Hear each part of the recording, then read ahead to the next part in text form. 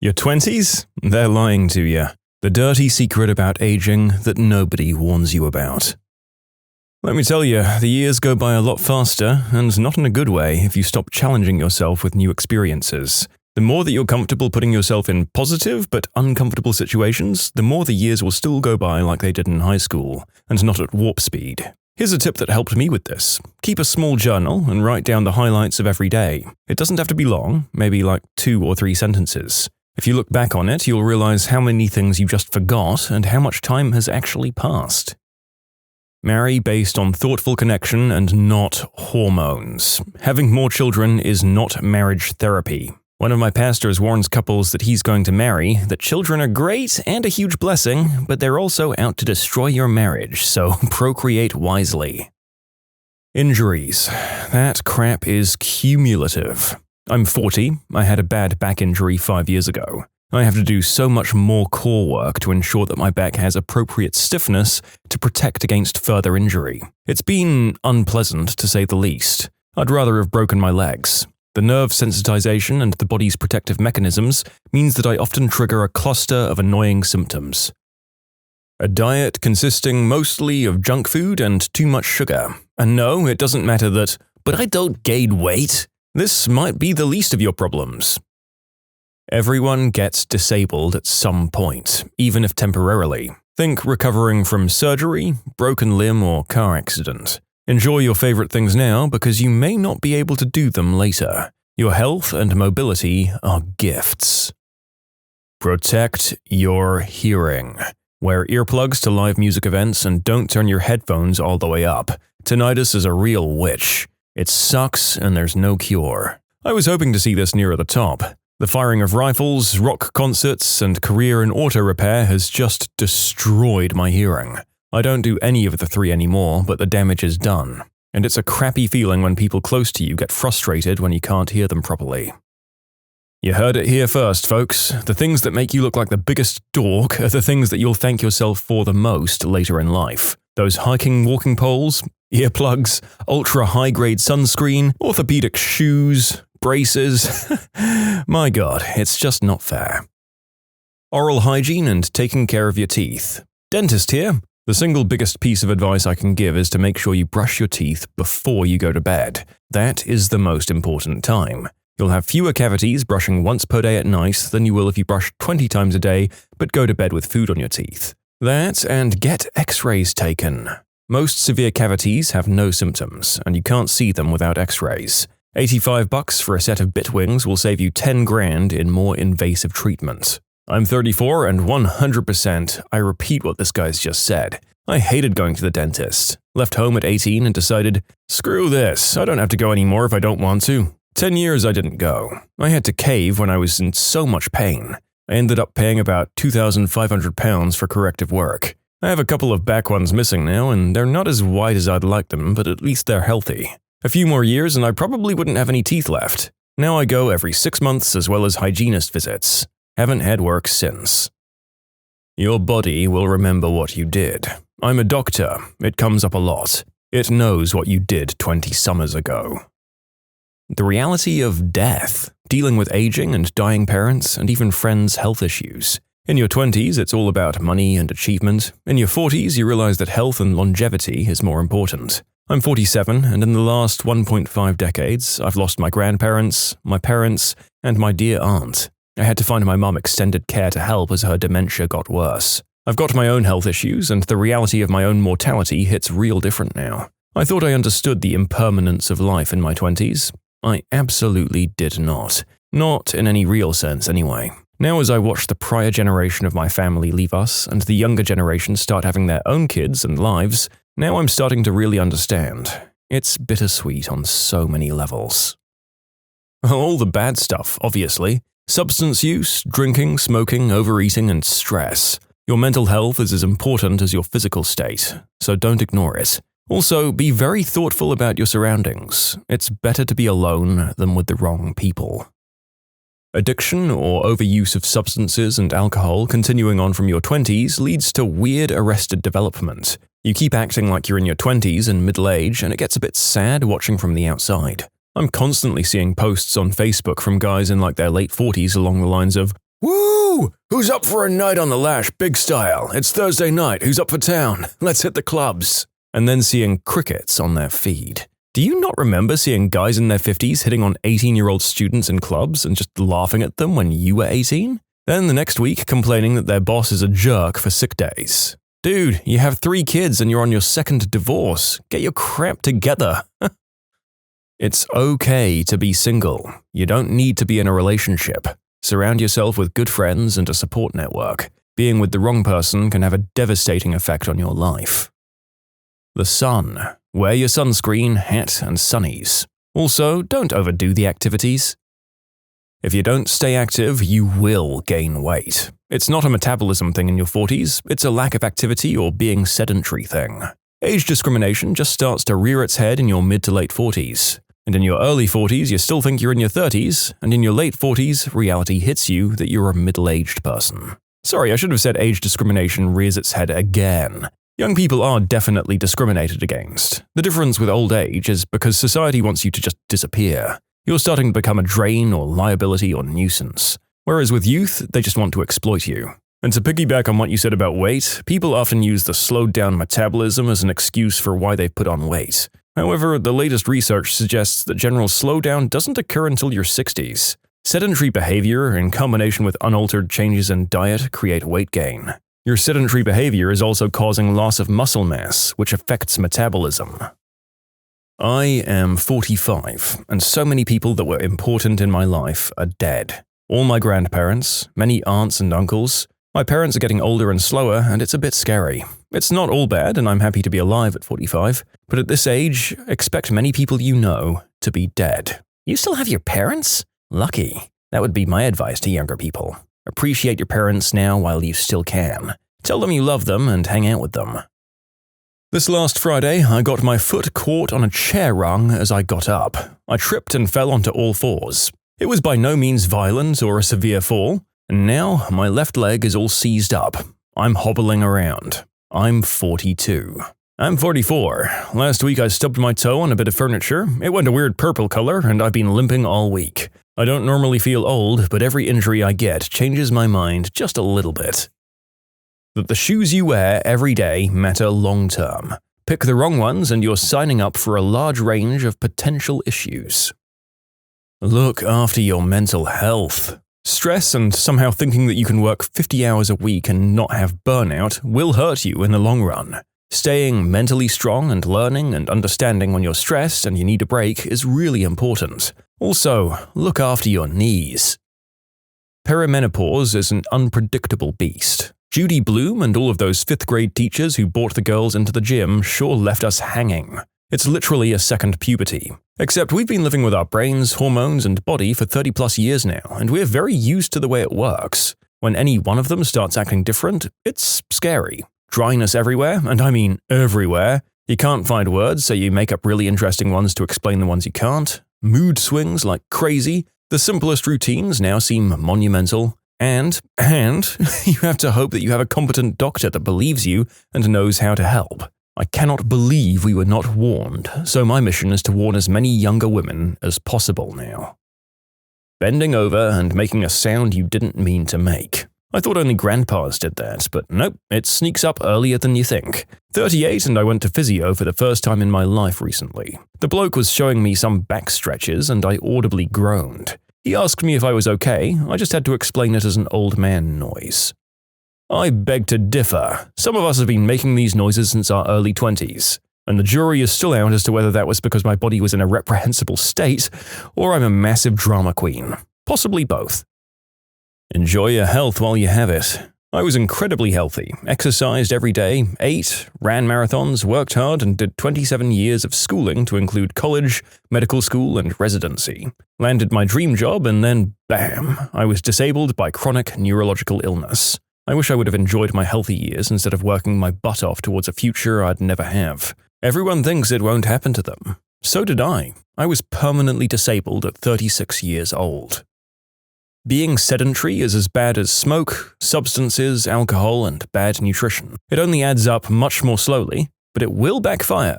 Stay active and lean, and you'll realize that you're physically better than most people out there.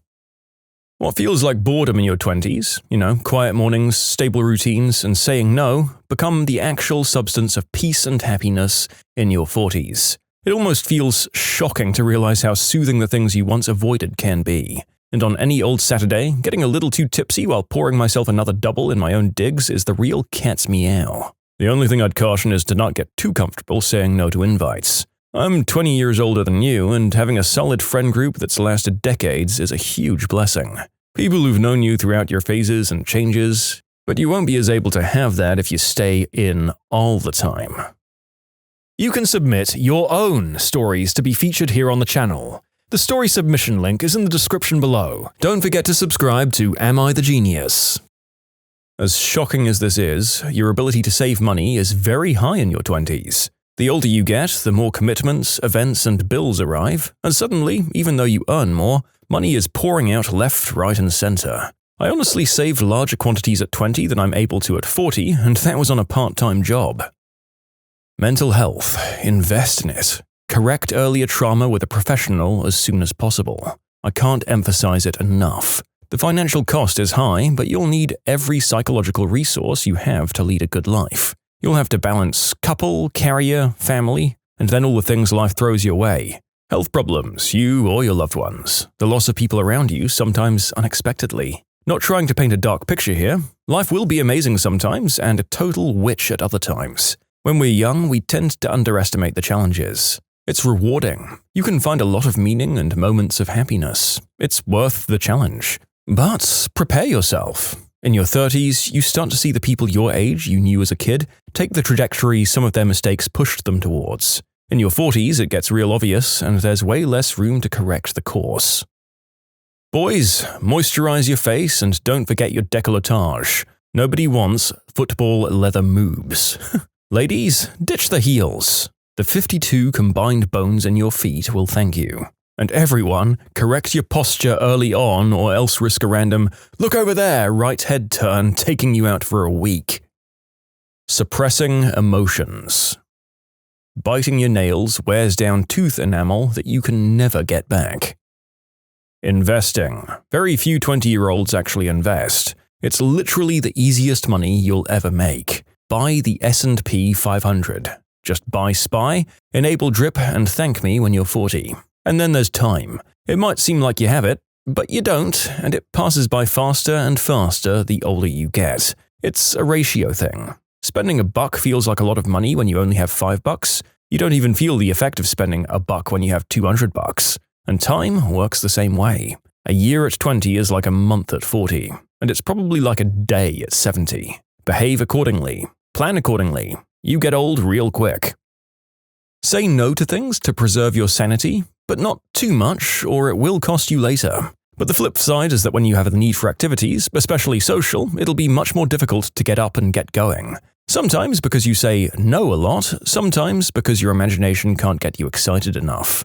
Isolation is a slow-working parasite, and its final form is loneliness. And especially those that consider themselves extroverted can underestimate its growth until it hits them like a truck. And just like an unwatered flower is very difficult to get back into good health again, so is your relationship with the outside world. Case in point, how many people notice the difficulty of making new friends in their 30s? How many people have a midlife crisis at 40? We get comfortable on our own until we realize we need others. Keep watering those flowers, even if you don't care for their blossom just at the moment.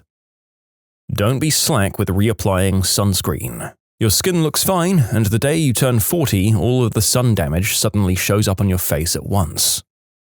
Taking care of their fitness and health. I would never have believed how sensitive and emotional I'd be at more than 40 years old. It's totally normal to mature this way, but I would have scoffed at the thought. The reckless way we treat our bodies as young people shows up as we age. What felt like a mild back injury at 18 became life-altering at 40 and controls my life entirely at 52. My husband was a very athletic teen and 20-year-old who got all sorts of sprains and strains and small breaks. He feels them all now at 51. He's still hot though. When you realize that all the experience you have makes it a lot harder to get a job. Everyone wants a cheap, inexperienced person that they can take advantage of. Posture. Bad posture is going to lead to a great deal of pain and pain management when you're older. I heard that that's a bit of a myth, and as long as you stay flexible, your daily posture doesn't matter that much. But if your range of motion gets smaller, posture then becomes a problem. I don't know if that's really true though. A physical therapist told me that. Doing the deed without protection. Far too many of you kids have this attitude of, I'll just go on PrEP. That drives Gen X or older millennials who've lived under the specter of HIV as a death sentence frickin' nuts. Look after your body and get quality intensive exercise regularly. You'll likely be in your 40s feeling physically more or less the same as your 20s, while many others are full of aches. I'm 41 and genuinely don't feel any difference in my day-to-day. Nothing's harder, I can still do all the same stuff I've always done. Maybe I pull a muscle a little easier, but it's not devastating. I've worked a very active job for 17 years. I'm sure it'll wear me down eventually, but for now I think it helps that I've never been able to be sedentary. While mostly true, I do find that I absolutely cannot behave like I was 20 because I simply don't recover as quickly or easily. Push yourself a little too hard in the gym? That tendinopathy you've just developed is going to take 6 months of physical therapy to get back to normal. I feel that. If anything, I'm in much better shape than my 20s, and oh boy, do training or motion incidents lay me out for like a week or more on the odd occasion when they do happen. It's not fun. I'm surprised nobody else is mentioning this. Dependency on digital technology and social media. Once you hit your 40s, things that matter are integrity and authenticity, problem-solving skills, resourcefulness, and direct life experience. As you get older, your life becomes more complex and complicated. Once you pass 40, experiences of despair increase, and the highs get fewer and further between. You weren't born with a smartphone in your hand. Stop consuming, stop following, and stop watching. Stop doom-scrolling and recording all of your experiences for attention and internet clout. Put down your phone and get out and experience life directly. Make connections, show up and pay attention to your friends. Trust me, when you're in your 40s, what you did or didn't do in your 20s starts becoming important. The route to wisdom you have in your 40s and 50s starts when you're in your 20s. It hits you suddenly and feels like it hits in the space of a month or two. One day, the aches and pains aren't a sign of overdoing things, it's just how you are now. You might be the same weight, but the fat has shifted and your face is now an older one. Bad financial decisions. If you don't wrap your head around your finances, they will haunt you throughout all of your adult life. Making minimum payments on your credit card debt won't make it go away. Taking out another student loan to continue school because you're lost won't magically give you a lucrative job. Spending all of your money because you have to live life a little will steal years from you later down the line. Having toxic people in your life is incredibly destructive to your mental health, but you actually can just get rid of them. There are countless other people in the world who can be your friends in more constructive and respectful ways. Don't be afraid of changing your social life. 50s here, but screw it. Brush and floss your frickin' teeth on the daily. Not staying in school. Even if it's a trade school, education is an investment in you. Make sure you learn something, some skill or knowledge that you can trade for money. You don't want to be 40 plus looking for jobs in retail or restaurants. Factory or construction jobs make more money than retail, but they're very hard on your body and that'll hurt by 40 as well. Drinking. In your 20s, if you drink with abandon, you're digging a pit you might never climb out of. A friend of mine, who was a closet functional alcoholic, died recently. His liver and kidneys just said nope. He was only 54. A drink or two a day will do way more damage than you think it will. Carrying around a lot of extra weight drains you. Lower energy, worse sleep, aches and pains. I lost a bunch of weight a little while ago, and it's wild how much better I feel. I thought that the effects might have been exaggerated by others until I experienced them myself. I feel more rested with less sleep. Chronic lingering back and ankle pain from heavy manual labor work and sports injuries in my youth have mostly abated. Protect your relationships by choosing your words carefully. It won't be easy to keep them later if you don't. Stop frickin' drinking alcohol. It ruins every part of your body and mind. Get a life and learn to have fun and be interesting without it ASAP. Hang out with friends so that you keep them. Travel to build memories. Meet girls or guys to do the deed or have relationships with and work out what you want. Taking care of past trauma. It'll build up and then finally explode as you get into a healthy relationship.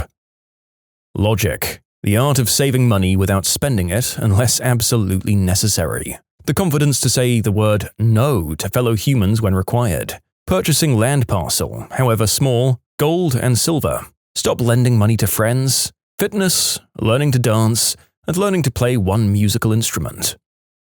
Being fit is not just about weight, dress size, and attractiveness. You want to be able to move without being in pain in your 40s? Get into the habit of doing 10,000 steps a day, every day minimum. Be an active person. I'm trying to start this now at nearly 50, and guess what? It's frickin' nearly impossible.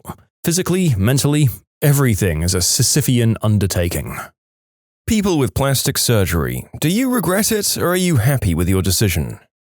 I had a few scary spots on my back when I was about 13. When I got them removed, my mum told the doctors to go ahead and get rid of the birthmark that was located on my left butt cheek. I guess she thought it was big, but I kinda liked it. It was shaped like a perfect leaf, which I thought was pretty cool. Anyways, they took it and it left a scar that kinda looks like someone took a small bite out of my butt. There was just this big dent for a long time. It's still a dent, but not as big. Hopefully it goes away eventually. I'm not happy with it. I have a dent in my butt and I miss my leaf birthmark. I had jaw surgery about 1.5 years ago, radically changing my bite and essentially giving me a chin. I don't regret. I can't imagine my life if I hadn't had it done. I'd been wanting the surgery since I was 11. I got the surgery when I was 18.5, right after graduating high school. It aligned my teeth correctly. I'd had a decade of orthodontic work prior to that, braces, a spreader, spacer, headgear, chains, and retainer. Recovery went well. While in there, the doctor brought my chin forward and adjusted my nose. While my nose looks better, I've never had a nosebleed since, after a lifetime of them. I did the same thing. My mandible jutted out significantly further than my maxilla, and the midlines of the upper and lower jaws were not in line. While I can mostly justify the surgery as being functional, after all it has significantly reduced jaw pain and clicking, it has brought symmetry to my face that I couldn't be happier about. I've had a tummy tuck, double brachioplasty, breast reduction, and a neck lift after losing 160 pounds. And as painful as they were, I'm much, much happier and more self-confident. I messed up my body when I was young and wanted to not spend the rest of my youth in a sack of extra skin. I'm very, very self-conscious about doing this, but hopefully people can understand what a change it's made in my self-esteem. I'm still not perfect, but I'm proud of how far I've come. Please don't make fun of me. You just gave me the nudge to jump on board my sister having a similar procedure. She dropped over 100 pounds in less than a year, got divorced, and really wants some family support to have a chest lift, tummy tuck, and maybe more. I thought she was being a little vain until we went shopping together, and I realized she was holding it all together with special undies. She really has a lot of skin, stretch marks, and scars, especially in her abdominal region. She wants to get back to the dating pool, but is afraid for someone to see her undressed. Yeah, I suppose this kind of surgery isn't so much I want to look hot as I want to help myself overcome something. If someone has undergone something like this kind of weight loss and has the finances, it can be a great gift for yourself. I'm actually having plastic surgery in a few months. When I was a freshman in high school, I broke my nose playing basketball and actually dislocated my septum. It healed badly and now I have a lot of breathing problems, and it's also pretty crooked. Think one standard deviation away from Owen Wilson. When they go in to fix the septum, they're going to do a bit of cosmetic work and straighten and smooth it out. Obviously, I can't tell if I'm going to regret it yet, as I haven't had it, but I can say that when I tell people I'm having it done, they all tell me it's not necessary and that I look fine the way I am. Which is nice, but a bit annoying. Hopefully the surgery will go well and I'll look like I did 8 years ago before my nose got smashed in. Oh, you're like me. The surgery itself is not the most fun thing ever. Just make sure you have at least a week to recover and lots of pain pills. The actual surgery to correct the deviated septum is pretty life-changing. I really enjoy being able to breathe through my nose, and it's something I can't take for granted anymore. I think I'm pretty happy getting the cosmetic work done. I never think about it now, several years later. My nose was so messed up that I didn't think of it as my real nose anymore, if that makes sense. So overall, it's not fun at the time, but worth it in the long run. Let me know if you have any questions, and good luck. I just recently had a rhinoplasty. I used to feel so self-conscious about people seeing me from profile view, and I still catch myself feeling anxious, and I remember I don't look like that anymore, and it makes me want to cry happy tears. I think I might want a rhinoplasty, but my nose is the family nose, and we've all somehow bonded over this ridiculous schnoz. I think my family would take it as a personal slight if I had it reduced, and they would definitely make fun of me literally forever. I had a tummy tuck and my abs reconstructed after losing over 100 pounds. I have no regrets at all and it still makes me smile every day. It's been almost 10 years and I'm still so happy I did it.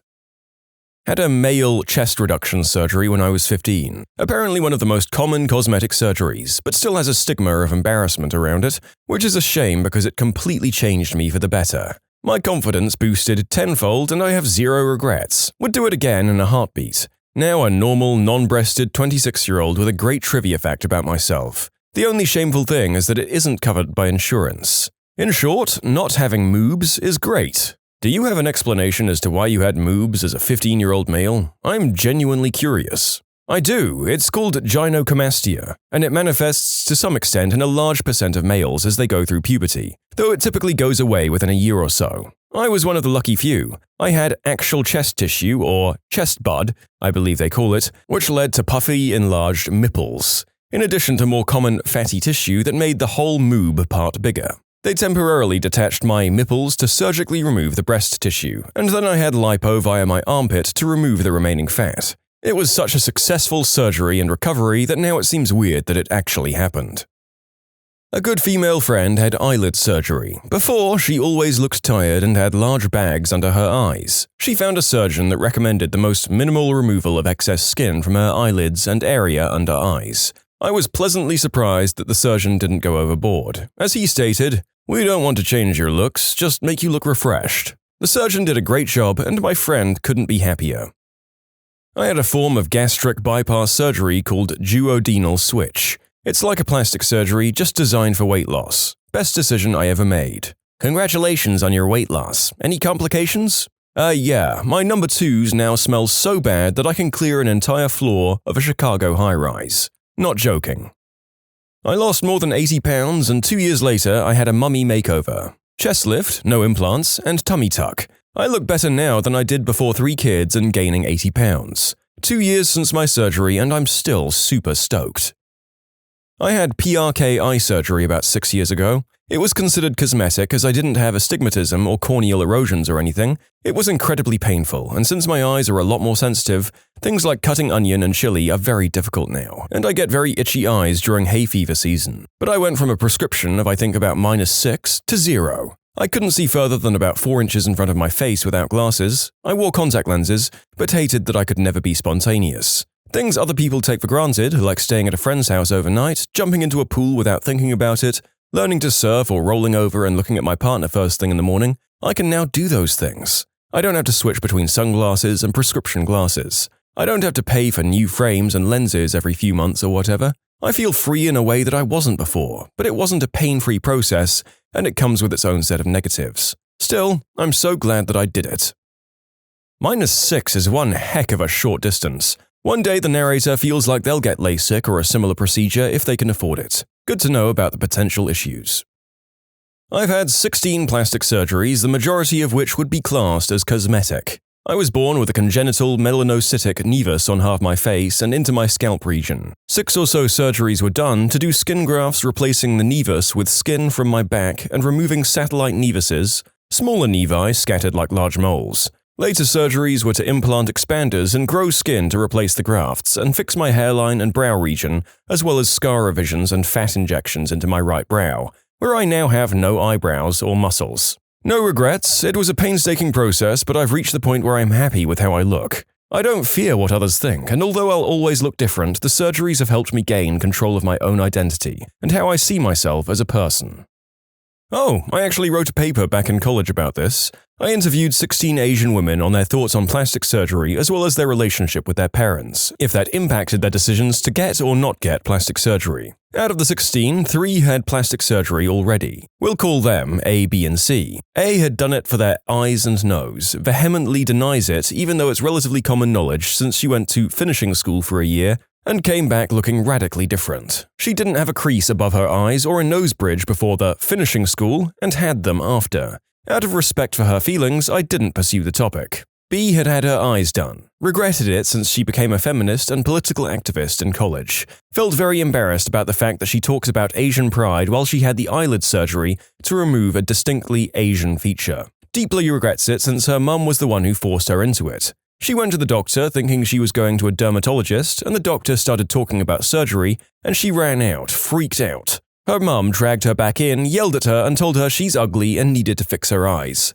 She succumbed to the pressure and did it. Her mum took her to Vietnam, so I guess patient consent may be sketchy in some clinics. She still hates her mum for it. She had a traumatic surgery too, where the stitches popped afterwards. C also had her eyelids done. Her mum was the one who told her to do it too, and according to her, it's the best thing she ever did to me. Craziest interview I had, and most awesome quote. Sometimes you need someone to tell you you're ugly, and that's where your mum comes in. Like I'll be gaining so much weight, but I'm in denial and no one points it out. My mum would just go, "Oh my god, you look like a balloon." And I'll be like, "Oh my god, you're right." And then I go diet and fix the problem. Subject C wanted to do her nose next, but her boyfriend, and now husband, threatened to break up if she did any more plastic surgery. I got into the paper because I grew up with parents telling me I needed surgery to fix my eyes. I have the Asian monolid. I know it's relatively common for traditional Asian parents from Asia to do that, so I wanted to know just how common it was. The Asian American women I interviewed were all against plastic surgery, but my sample size is still too small. Read 8. The Asian women from Asia that I interviewed, also 8, were international students from Korea, Indonesia, the Philippines, Singapore, and Japan. One had dual nationality and 5 grew up in 2 different Asian countries. One of the Asian women from Asia gave me the best quote. "I don't think the eyelid surgery counts as surgery, it's something every girl has to go through, like dyeing your hair." You can submit your own stories to be featured here on the channel. The story submission link is in the description below. And if you want to listen to some vibey music in the background, check out easymode, also linked below, and subscribe. I have hair transplants. They're perfect. Nobody has ever been able to tell, even when I'm getting haircuts. I paid more than double what some guys pay, but it was worth it. Supposedly, my doctor also did Don Johnson's. Yeah, I'm glad I got them. I asked a long-term girlfriend before, if I was bald, would you have dated me? And she said no. That's not to say some guys don't look great bald, but I didn't. By the way, there are 2 big negatives. 1, I have a scar that goes ear to ear, so I can never shave my head again, unless I want to start telling people I was bit by a shark. I also had to tell my barber to use a number 4 setting with the clippers. Anything shorter and the scar becomes noticeable. 2, if you do the surgery 3 times, you'll have a full head of hair in the front, but in the back you'll have to grow long hair from the top of your head to the bottom to make a fake hairline. This looks awful from the back. I can spot it on other guys. I only had mine done once, so I don't have this problem, but now I have a seriously receding hairline on the corners of the front. I need to have that filled in, but whatever, I'll probably wait for a different kind of therapy. I've had a perineoplasty to correct some scar tissue from having kids that made doing the deed very painful, and the recovery wasn't something I would wish on my worst enemy. It was awful, but no more pain while doing the deed, so it was worth it. I also ended up having an abdominoplasty and chest job. I have a petite frame, and my 3 kids were huge. They destroyed my stomach muscles, and I ended up looking about 4 months preggo for years. I tried working with a trainer to help my stomach, but nothing was helping, and I was in physical therapy for back pain. They ended up sewing my stomach muscles back together and went ahead and tightened the skin. We figured while we were in there, I'd go ahead and get the chest done. Before kids, I was a full B, and now I'm a full C. I'm beyond happy about my stomach, even with the scar. I don't have any more back pain, and I feel so much better now just wearing clothes. The melons I could take or leave, they look great in clothes, but I'm still getting used to them. It's been 9 months. My husband loves them, so I'm happy about that. My grandma had a chest job, tummy tuck, and a butt job. She's pretty happy. Not as happy as my grandpa, though. Get it, Grandma? Is it weird to have a grandma with a fantastic rack? She went from having nothing to being decked out, so you could say it was a bit of a change. Why not, I guess? As the commenter said, you get it, Grandma. May as well have a good bedroom life in your twilight years. I was born a stick-thin girl who happens to have a huge butt. Like it was the only thing about me. And it was huge. It got me a lot of unwanted attention from men as a teenager, and people would make fun of me at school, and the negative attention, and creepy positive attention, genuinely made me want to self-delete. I was so shy and just wanted to blend into the crowd, and not be leered at by strangers. So when I was 17, I wrote a letter to my mum about how depressed I was about my body, and I was too afraid to give it to her, and hid it in my desk, where my dad found it and my mum talked to me about it. So the summer before last year of high school, I wound up getting liposuction on my butt, hips, and thighs. Not much, but enough that I don't get the catcalls and unwanted attention anymore. I feel more comfortable in my own skin. The guys I've been undressed around have never noticed my super tiny scars, even after I've told them about the procedure. The only thing that sucked was the garment I had to wear under my clothes for a few months. It was hard going to school in that, but yeah, 1,000,000% satisfied. During an anthropology class, we were on the discussion of plastic surgery with the good majority of the students bashing it for whatever various reasons they have, when one of the girls in class piped up that she had had chest augmentation done and her reasoning behind it. She said her chest was as flat as a preteen boy's and just wanted something to be there. She only upgraded to a bigger A cup and wore somewhat reserved clothes. She really changed the perspective of a lot of students because she showed that plastic surgery can be good for people and not just a bunch of 40-year-olds desperate for another way to look young. I had gynecomastia surgery when I was 26, one of the best decisions of my life. I used to walk hunched over, wear multiple layers of dark clothing, and never ever swam or changed in front of anyone. Seatbelts, bag straps, and the wind pushed my clothes up against me, showing you the moobs, were all my enemies. The surgery was 1 hour long and it has helped my self-confidence and happiness to a great degree. Looking in the mirror is no longer a heart-plummeting affair. If any other guys are out there thinking about it, take the plunge. It's worth it.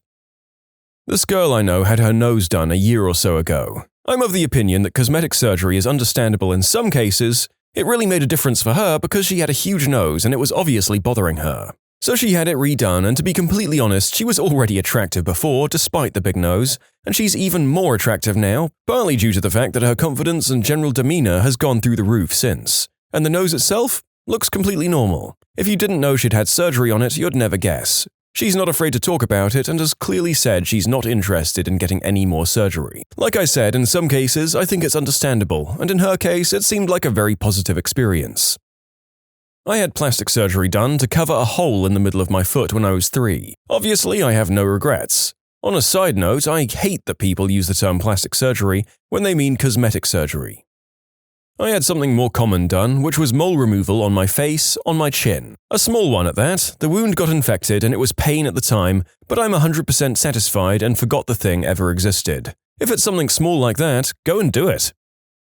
I had a cyst the size of 2 large walnuts on my cheek. Plastic surgeon removed it in a 5-hour surgery. Amazingly skilled doctor managed to unwrap the cyst from all my facial nerves without damaging any. 52 stitches and some injections later, and my cheek looks like I have a natural dimple. Thank you, Asian doctor, and your excellent dexterity. Yes, very happy. Ladies love my dimple. I had a facelift, lip implants, cheek implants, chin implant, brow shave, lip shortening, chest augmentation, all done at the same time. Also, orchidectomy, but that wasn't cosmetic. I'm trans and was not passable, and the surgery basically improved my life 100-fold. I went from constantly fearful and inverted to sociable and happy. It pretty much saved my life. All this was done almost exactly a year ago. I totally regret mine, had a chest enlargement, surgeon ended up making me bigger than I wanted, which may also be exacerbated by the part where I lost 20 pounds after surgery. So they're even bigger in relation. I went from a small B to a D or double D depending on the bra. I hate the attention, I hate how clothes fit because you can't wear anything loose without looking like a cow. Plus, I now have back and neck pain. I'll have them removed or reduced as soon as I have the money. It seems surgeries that remove or adjust something that make you uncomfortable about your appearance or function are a more positive experience than purely cosmetic surgeries to boost you. Makes sense as a very general trend, I guess, and please, do your own research and don't take the word of a YouTube narrator as life advice. My best friend had a facelift in her late 30s. I think she made a terrible decision. She complained for a long time about her face sagging and would constantly do somewhat of a duck face, but like cheek-biting face in pictures. She still does it, but not to the same degree. I think there's a lot more to it psychologically than just fixing her face. Anyways, turns out she was severely allergic to the dissolving stitches, which caused the wounds next to the earlobe to become infected. You could see the scarring, but it was nothing all that bad. I mean, not to the extent it is now. Anyways, she was really self-conscious about the scarring, so she decided she'd go in and have them redo the procedure. They redid it, and it left a huge stretch mark across her cheek and stretched her face to the point it looks as though she's not had cheek definition. I can't really explain it, but it sure looks odd. The worst part of it though, because there was not enough skin to reattach the side of her ear and earlobe, they stretched the earlobe so much that on one side of her face it's essentially attached to her earlobe that's attached to her jaw. The other side is bad, but nothing like the other. It's called pixie ears. She's super self-conscious about it and wears her hair in front of it all the time, and it looks terrible. All in all, she looks thinner because of her face, but you can really notice the facelift, and the ear thing makes you pay attention to it so much more. It's odd and makes me uncomfortable, especially because I notice other people looking at it and how uncomfortable she gets. Let's just say I think it was a terrible decision on her part. I had chest implants put in almost 2 years ago. It was one of the best decisions I've made. I had my children young, at 20 and 24. After nursing them, my chest was actually smaller than before I had children, and were essentially pockets of skin. As silly as it may sound, it really wrecked my confidence. I didn't really feel comfortable in form-fitting shirts or swimsuits. I found a really great doctor that I felt comfortable with and had my negative 34A cup enhanced to a full 34C. I didn't realize how uncomfortable I was with my body until after I had surgery. For me, it was one of the best decisions I've ever made. If there was one piece of advice I could give to those considering surgery, it would be to interview multiple doctors. Find someone that's talented and on the same page with you as to what you're looking for. In short, I love my fake chest.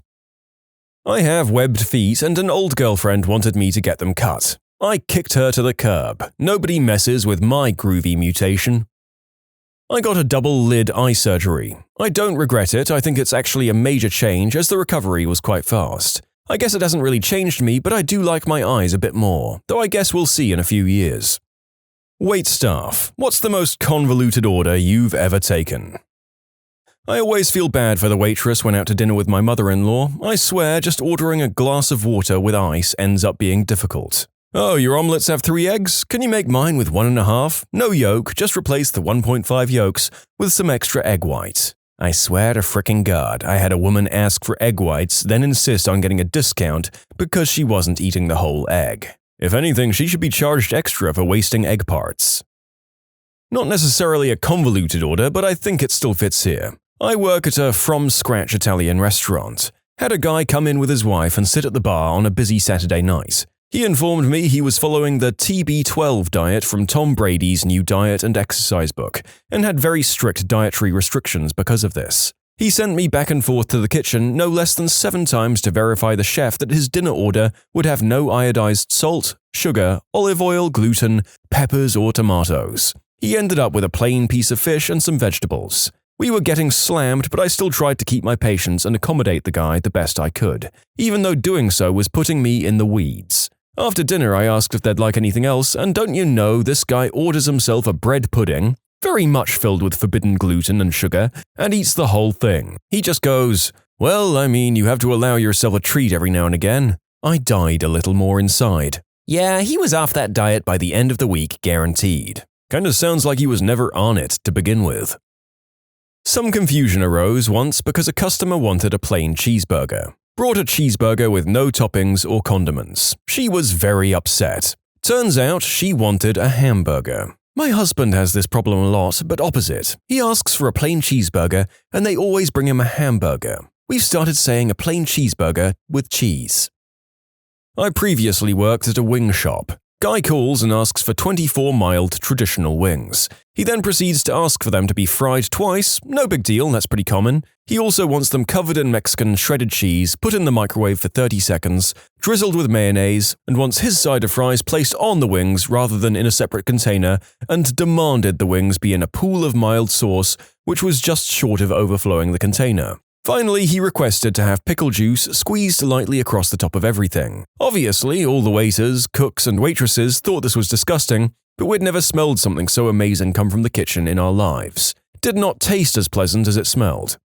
So I regularly talk about the posts that make me gag, but to be honest, they're generally reserved for medical story compilations. Congratulations, random wings orderer, you made it to the list. Yeah, can I have a Reuben sandwich but with turkey instead of corned beef, no cheese, and no 1000 islands? Can you do mayo instead? Oh, and can I get that on sourdough? Oh, and add stone ground mustard too, please. Of course. Would you still like sauerkraut on your not a Reuben? Coffee frappuccino. Half and half instead of milk, coffee filled up to 2/5 of the cup before blending, light ice, 2 shots espresso, shake ingredients and then blend it 3 times. Use half the bottle of caramel drizzle on the sides of the cup before pouring the drink in. Extra whipped cream, and then add more caramel drizzle to the top. This woman came in every day, watched you make her drink, and would force you to remake it over and over until she was satisfied. She once returned the drink for not having enough caramel drizzle. As I was remaking it, the cap blew off of the drizzle bottle, and nearly the entire contents oozed into the cup. It being a frappuccino happy hour, I said, "Screw it," and gave it to her like that. She said it was the best she's ever tasted. The entire store absolutely loathed frappuccinos. I'll just throw mine on yours since it's another Starbucks customer. Venti, heavy whipping cream, 7 pumps of white mocha, 6 pumps caramel flavor, 5 shots, 4 Splenda, 3 sweet and low, extra caramel sauce drizzle, like a quarter of a bottle. She came in every single morning for this abomination, but she tipped really well, so hey, whatever.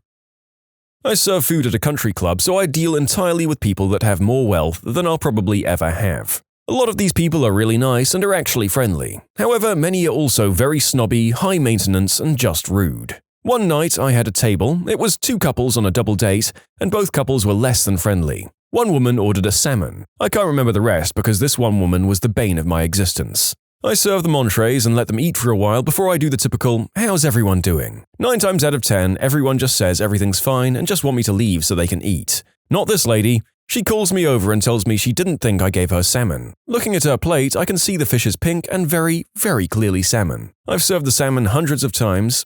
She insists I go to the kitchen and ask what fish it was. Of course it's salmon, which I return and tell her politely it's indeed salmon. She gets angry and tells me how it doesn't taste like any salmon she ever had and that she's had salmon many times and that what I served her wasn't salmon. After getting more and more angry about not having salmon, she looks me dead in the eyes and says, "This tastes like turtle." I honestly didn't know how to react, so I just asked if she was sure and she says, "Yes, I actually like it, but it isn't salmon." I'm still blown away by this woman. She got so angry with me about this mix-up. We don't serve turtle. I don't know anywhere that does, and she liked it? I don't understand these people's lives. I had someone order a side of jalapenos to be put on their burger. I bring them out, she looked at them and tells me they're green onions.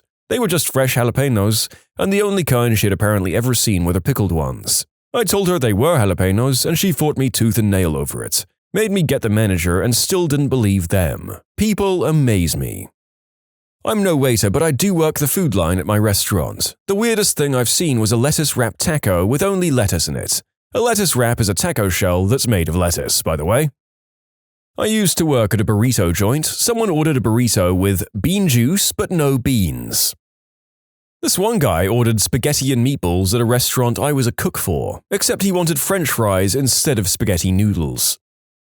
I had a friend who would always order a glass of water with no ice, with some extra lemon slices. Then he'd start making free lemonade at the table. Sometimes there weren't sugar packets at the table already, and I'd die inside when he asked the waiter for sugar packets. By the time we got our food, his warm lemonade was ready, at which point he'd ask for a glass of ice. A half rack of ribs, no sauce, well done, microwaved after taking it off the grill for 5 minutes. 8 sides of Thousand Island dressing to dip it in, broccoli, no butter, triple steamed, a sweet potato with 4 sides of sour cream, a water with no ice, and then 2 cups of ice. Then 15 minutes later decided he wanted another half rack of ribs the same way. This was a year ago, but I will never forget because he snapped at me a ton of times while I was talking to other customers. Then he had the nerve to complain to my manager because his rolls came late, but they'd just been popped into the oven and were baking when he ordered them. Screw that guy. Why is this the second order that specifically requests the freshly cooked food be microwaved? That's a crime against the culinary personnel in my mind. So gross. I once had a woman order her eggs fried hard, scrambled hard. And when I asked her if she wanted her eggs fried or scrambled, as they're 2 completely different ways of making eggs, she had no idea what I was talking about and kept repeating, "Fried hard, scrambled hard." It took some pressing from both myself and her group to figure out what she wanted. I believe it was scrambled hard. She's kept saying that she's just always ordered fried hard, scrambled hard, and didn't understand our confusion. "I bought my own tea bag. Can I have some hot water, please?" 5 minutes later, "Can I have a lemon wedge, please?" 2 minutes later, "Can I have some honey?" I hated the ones that wanted to make their own lemonade to try and avoid having to pay for it. "We'll have water. Could you bring out a cup of sliced lemons and a bunch of Splenda as well?" Not necessarily convoluted, but worked in an Indian restaurant in the UK with a kitchen staff of all Indian people, and lots of people would come in and pretty much detail exactly how they wanted their curry cooked. Like, "This is not a jalfrezi," upon being presented with their dish and then explaining to the manager how it should be cooked. I feel like I should point out these were obviously non-Indian people. I had a guy order a chicken korma but make it spicy. After much discussion, the chef agreed to put some chili into it, knowing well that the dish would be weird. A Caesar salad with no croutons, no chicken, no dressing, no bacon, and no cheese. So it was just lettuce. What the frick? Seems like it would be easier at that point to say, "I'd just like a bowl of romaine lettuce with lemon squeezed over it." A guy in front of me in the line ordered iced coffee heated up in a microwave. The barista replies, "You mean hot coffee?" To which he replies, I don't know. When I'm home, I make my coffee the night before and put it in the fridge and then microwave it the next morning." That's almost endearing. I hope the barista said something like, "Well then, prepare to have your mind blown and your coffee experience taken to the next level," and then proceeded to pour him some fresh, hot coffee. Philly cheesesteak sandwich. No cheese, no peppers, no condiments, no bread, no side of fries. She wanted to pay $16 for shredded beef with onions. My daughter was just old enough to go through a buffet alone. She wanted a slice of roast beef and heard people ahead of her ask for medium. She thought, "I'm smaller than them, so I don't need a big piece." The guy slicing off portions asked her how she wanted her beef, so she said, "small." He just silently gave her a small piece of medium-done roast beef. Eating at an Indian restaurant, I overheard a woman ordering nearby who wanted a curry but steamed veggies, no oil, and no salt. No rice, curry on the side. I have no idea what the kitchen actually made for her. I feel like she doesn't often go to restaurants. Not so much convoluted as stupid. Our wings were breaded and he didn't seem to read that part on the menu. He sent them back because of the extra carbs and ordered a hamburger, no bun, with a side of fries. I didn't really mind this order, but it was very odd and multiple managers came to ask me about it after I put it in and laughed when I showed them. I do all of the Grubhub orders at the restaurant and someone simply ordered 4 lemonades. That's it, for $2.50 each plus the delivery fee. And the go-to drinks aren't very big, and it's just run-of-the-mill lemonade. I really wish I got to deliver the drinks to the person to see what was up with that. You can submit your own stories to be featured here on the channel. The story submission link is in the description below. And if you want to listen to some vibey music in the background, check out easymode, also linked below, and subscribe. A kid asked me for a cheeseburger, but cheese on only half the burger. So half hamburger, half cheeseburger. The parents were a little embarrassed and said I didn't have to humor him, but I liked the cut of his jib. This kid knew what he wanted. I walked the order back to the cook, explained the situation, and the whole kitchen got on board. I used to work at a Steak and Shake, and my favorite customer ever was the kid who ordered a Krabby Patty, and his parents who were silently pleading with me just to go with it. I did, and the kid lit up when he got his order, and it was adorable. When I was a kid, my mum would often do crazy things like go through the drive-thru at McDonald's and ask the people inside to open a can of tuna for her. She was on a weird self-imposed diet. Then when they opened the can of tuna, she would complain that they didn't drain the water correctly. I was just a kid, but would basically die from embarrassment in the back seat. I once had an old man send back a plate of hash browns twice because he wanted them burnt to a crisp, like completely blackened. "But of course, sir. Might I also suggest sir just lies on the ground so he can shovel the ashes directly from the fireplace into his gullet? Bon appetit." Not convoluted, but I once had a guy order a pizza with no crust. Okay, like crust cut off? No, like no bread at all. What? We ended up taking a takeout container, putting in sauce, cheese, and pepperoni, heating it up, and they ate it with a spoon. It still haunts me. People that go into length about how they can have absolutely no gluten, then moan and complain when there are no croutons on their salad. Worked in a restaurant that took the gluten allergy really seriously. Lady says she's allergic to gluten and even a crumb will give her issues. Okay, this is a pizza place. So they cleaned the entire area, made the pizza, and brought it out to her. She loves it. Good. Came back 5 minutes later and she's trying a slice of her husband's pizza, which was not gluten-free. I told her that what she's eating isn't gluten-free, out of caution, and she said, "Well, it's not really an allergy, I just don't want it in my food." Stupid, entitled, bint.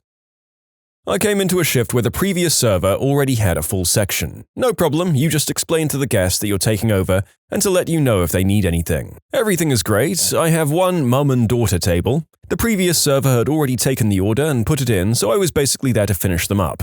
Their meals are good and they're enjoying everything. Time to give her the check and she goes, "For future reference, if someone tells you they're low-carbing, you don't give them dates and craisins in their salad." What the frick? The menu is literally right there and it says the salad comes with those things. Granted, I didn't take the order and still apologized to her, but Christ, if you're following a diet, it's your responsibility to be mindful for what you put into your body. We called it the Corey Special because this guy would come in every week and get the exact same thing. Large yum bowl and greens, vegan sub avocado, add cabbage and carrots, half sauce sub nori, add tempeh, no chips, sub crispy noodles on a plate, half rice sub greens. He was a super nice guy though, so no one really minded that he had the order from hell.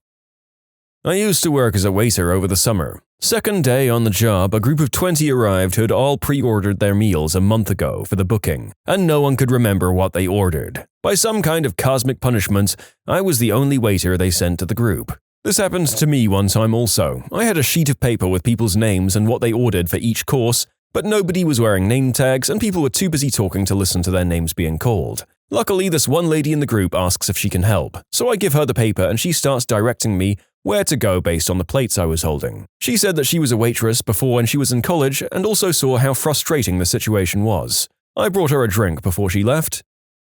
The order itself wasn't particularly difficult, but this lady wanted weak tea, like hot water that has a tea bag put in for a very short amount of time. Simple enough, we're on the same page, right? Problem was, she didn't want me to bring her the hot water and the tea bag, she wanted me to make it for her and to do so perfectly. It took like 6 or 7 tries before she was like, "Now that is some good weak tea." The guy she was eating with was covering his face in shame for being seen with this woman. I wanted to get as far away from her as possible. Since her drink order was so annoying, I was afraid of what her food order would be. Thankfully, she didn't ask for anything special in that department, but I was half expecting to have to heat her food to a very specific temperature or something along those lines.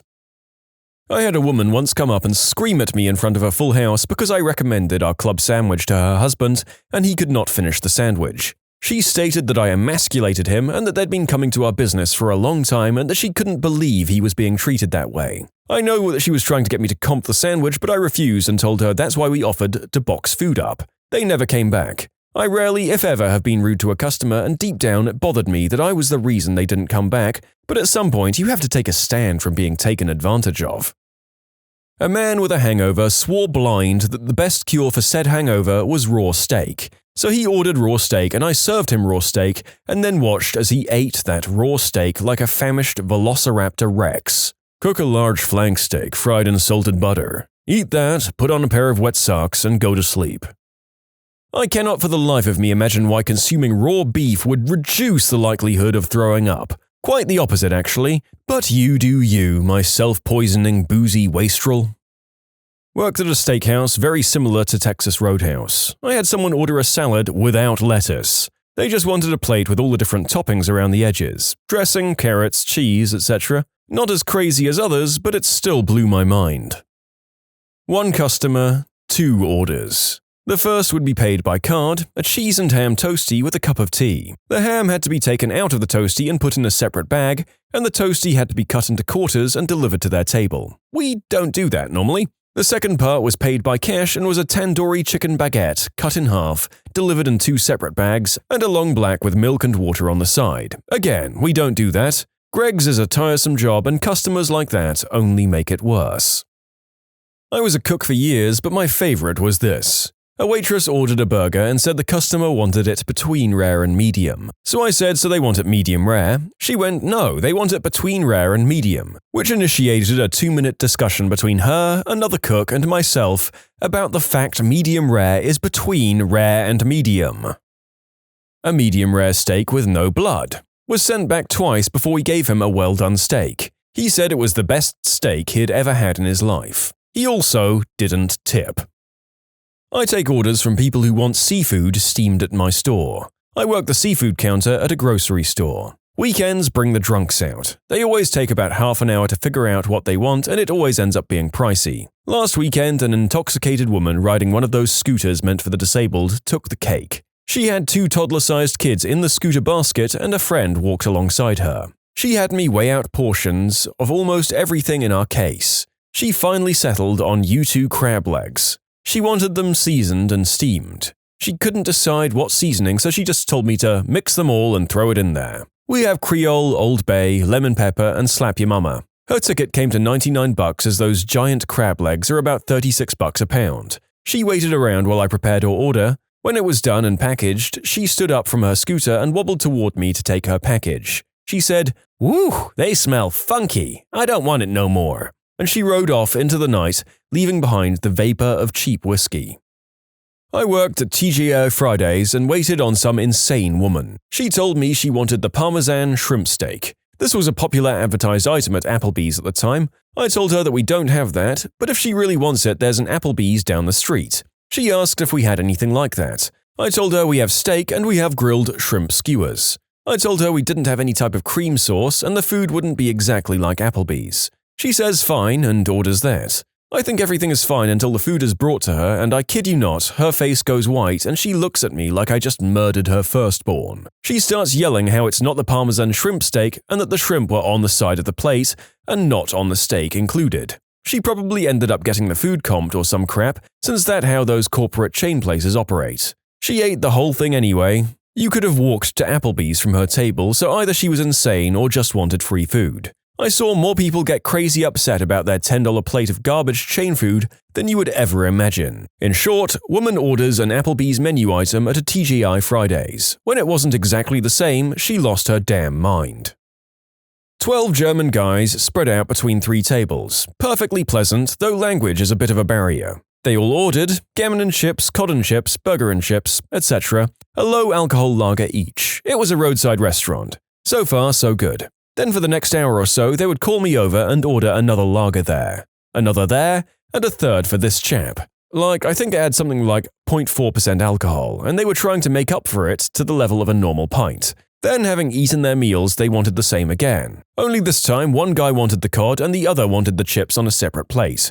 Ditto the gammon, then desserts. About half of them had a second dessert. Then they wanted to pay separately, not split the bill 12 ways. They wanted to pay for exactly what each of them had. I left the manager with them at the till. Luckily, she spoke German. What's the worst way you've seen a person self-destruct in court?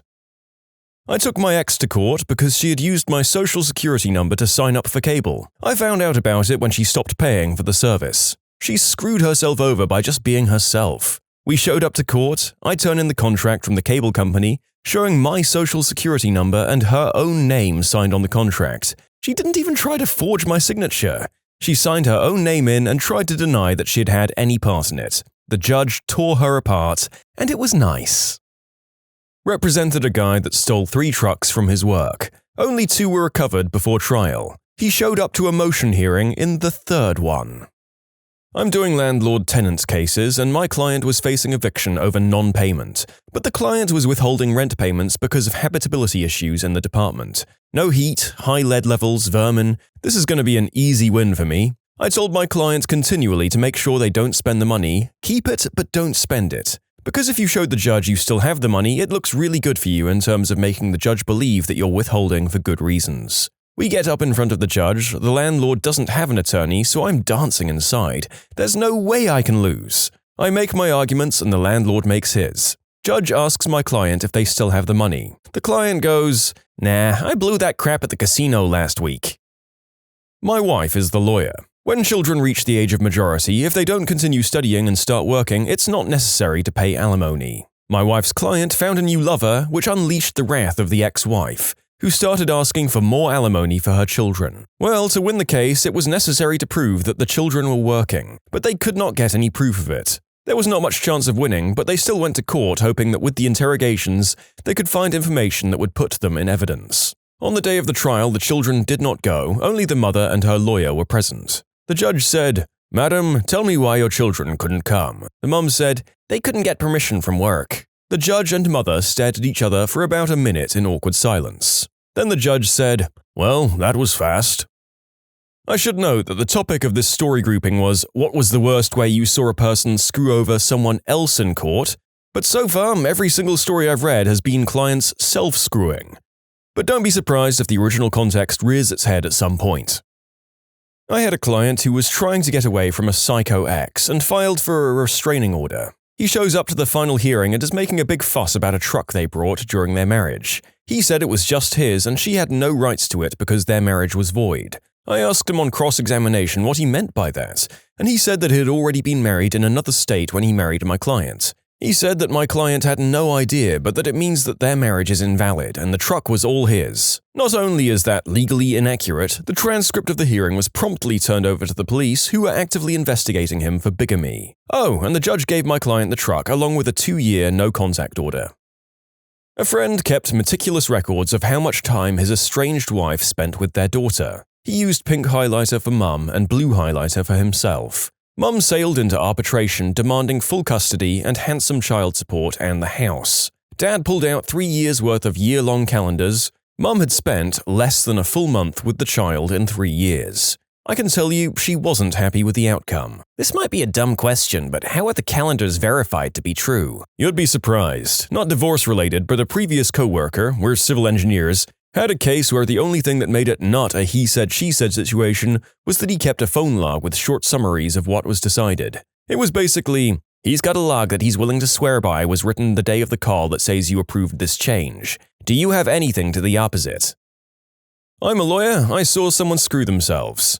I work as a public servant in a criminal law judge's office, and since I have a law degree, I don't normally do administrative work, though I get to be with the judge in some of the hearings. Last month we had a huge substance trafficking case. I'm talking about 20 or more people involved, months of investigation, undercover agents, videos, audio, the whole ordeal. The hearing lasted 3 days. Anyway, when it was time for one of the defendants to be on the stand so the prosecutor could read the charges he was accusing him of, he was pleading not guilty, as he very loudly stated from the majority of the hearing up until my boss, the judge, told him to shut up or he would be admonished. To which he replied, "What are you going to do, arrest me?" Which, to be honest, was actually a bit funny. The prosecutor, as part of the facts of his case, told him that he was being accused of selling, trafficking, and carrying X amount of X substances, with the base of his operation being his house, where he lived with his partner. Mind you, said partner wasn't even in the hearing. She wasn't arrested or anything, as there was nothing tying her to the case. And the defendant said, "Wait up. I was the one selling the substances. She didn't do anything." His lawyer, a state-assigned public lawyer, facepalmed so hard it's actually recorded in the audio of the hearing. A witness for the plaintiff in a civil suit, who was a co-worker of the plaintiff, testified very strongly against the company and in favor of the plaintiff. I questioned her about bias towards the plaintiff, if they knew each other well and were friends, etc. She said no, just friendly co-workers, work friends at best. I pinned her to it. When I got a chance to cross-examine the plaintiff, she had no choice but to burn her witness's credibility, because not only were they very close friends, but they'd become sisters-in-law just a few years before. No, they didn't have the same last name or anything, but I'd done my homework. I still don't get why people want to fight small bias by destroying their credibility, but it happens more than you'd think. I'm being sparse on the details here due to confidentiality, but I had a client who was accused of very nasty offenses at work. He had an alibi. He was at work where he was the boss. He had an employee who could absolutely vouch for his being there. I talked to the employee, and the employee confirmed this. It gets closer to the trial, around the time when I need to send an alibi notice, which is advance notice to the Crown so that they can investigate the alibi and determine whether or not it's true. But I'm being careful, so I call the employee up again. It turns out my client fired him in the interim, so the employee quite candidly tells me, the lawyer, "Oh yeah, he was definitely at work, but that's not what I'm going to say in court. Screw that guy, he's going down." I didn't call him as a witness or file the alibi notice. I still won the trial, but if I hadn't thought to call the guy or if he'd been less candid, my client would have been screwed really bad. He would have been on the offender registry, had jail time, the works. Completely innocent. Wait, he was the boss and stupid enough to fire his alibi witness before the trial? My God. From talking to the employee, I'm guessing he sorely deserved the firing. That said, people accused of crimes might not be the brightest, but even the smart ones often make some dumb mistakes. I mean, a lot of people with illegal content on their laptop get caught because they take their computer in to get fixed and don't think, "Hey, I'm handing off evidence of very serious crimes to a random stranger." The narrator is certain that due to both his inability to lie and tendency to immediately say the least appropriate thing in any given social context, he would end up in one of these stories if he ever did a serious crime, and then maybe someone will narrate my court case on this channel. Too many criminal client situations to count of them screwing themselves over. One of the very few family law cases I handled as a young attorney sticks out to me though. A young woman and a young man have a child. The young woman seeks divorce from young man because he enjoys the thug life. He had recently been arrested and charged for possession with intent to distribute crystal, a felony, and in possession of a firearm, unlawful carry. The young man doesn't like her leaving him. He hires a local big-name top divorce attorney, granted, very rural area, gets a temporary divorce order entered saying she can't have overnight male guests.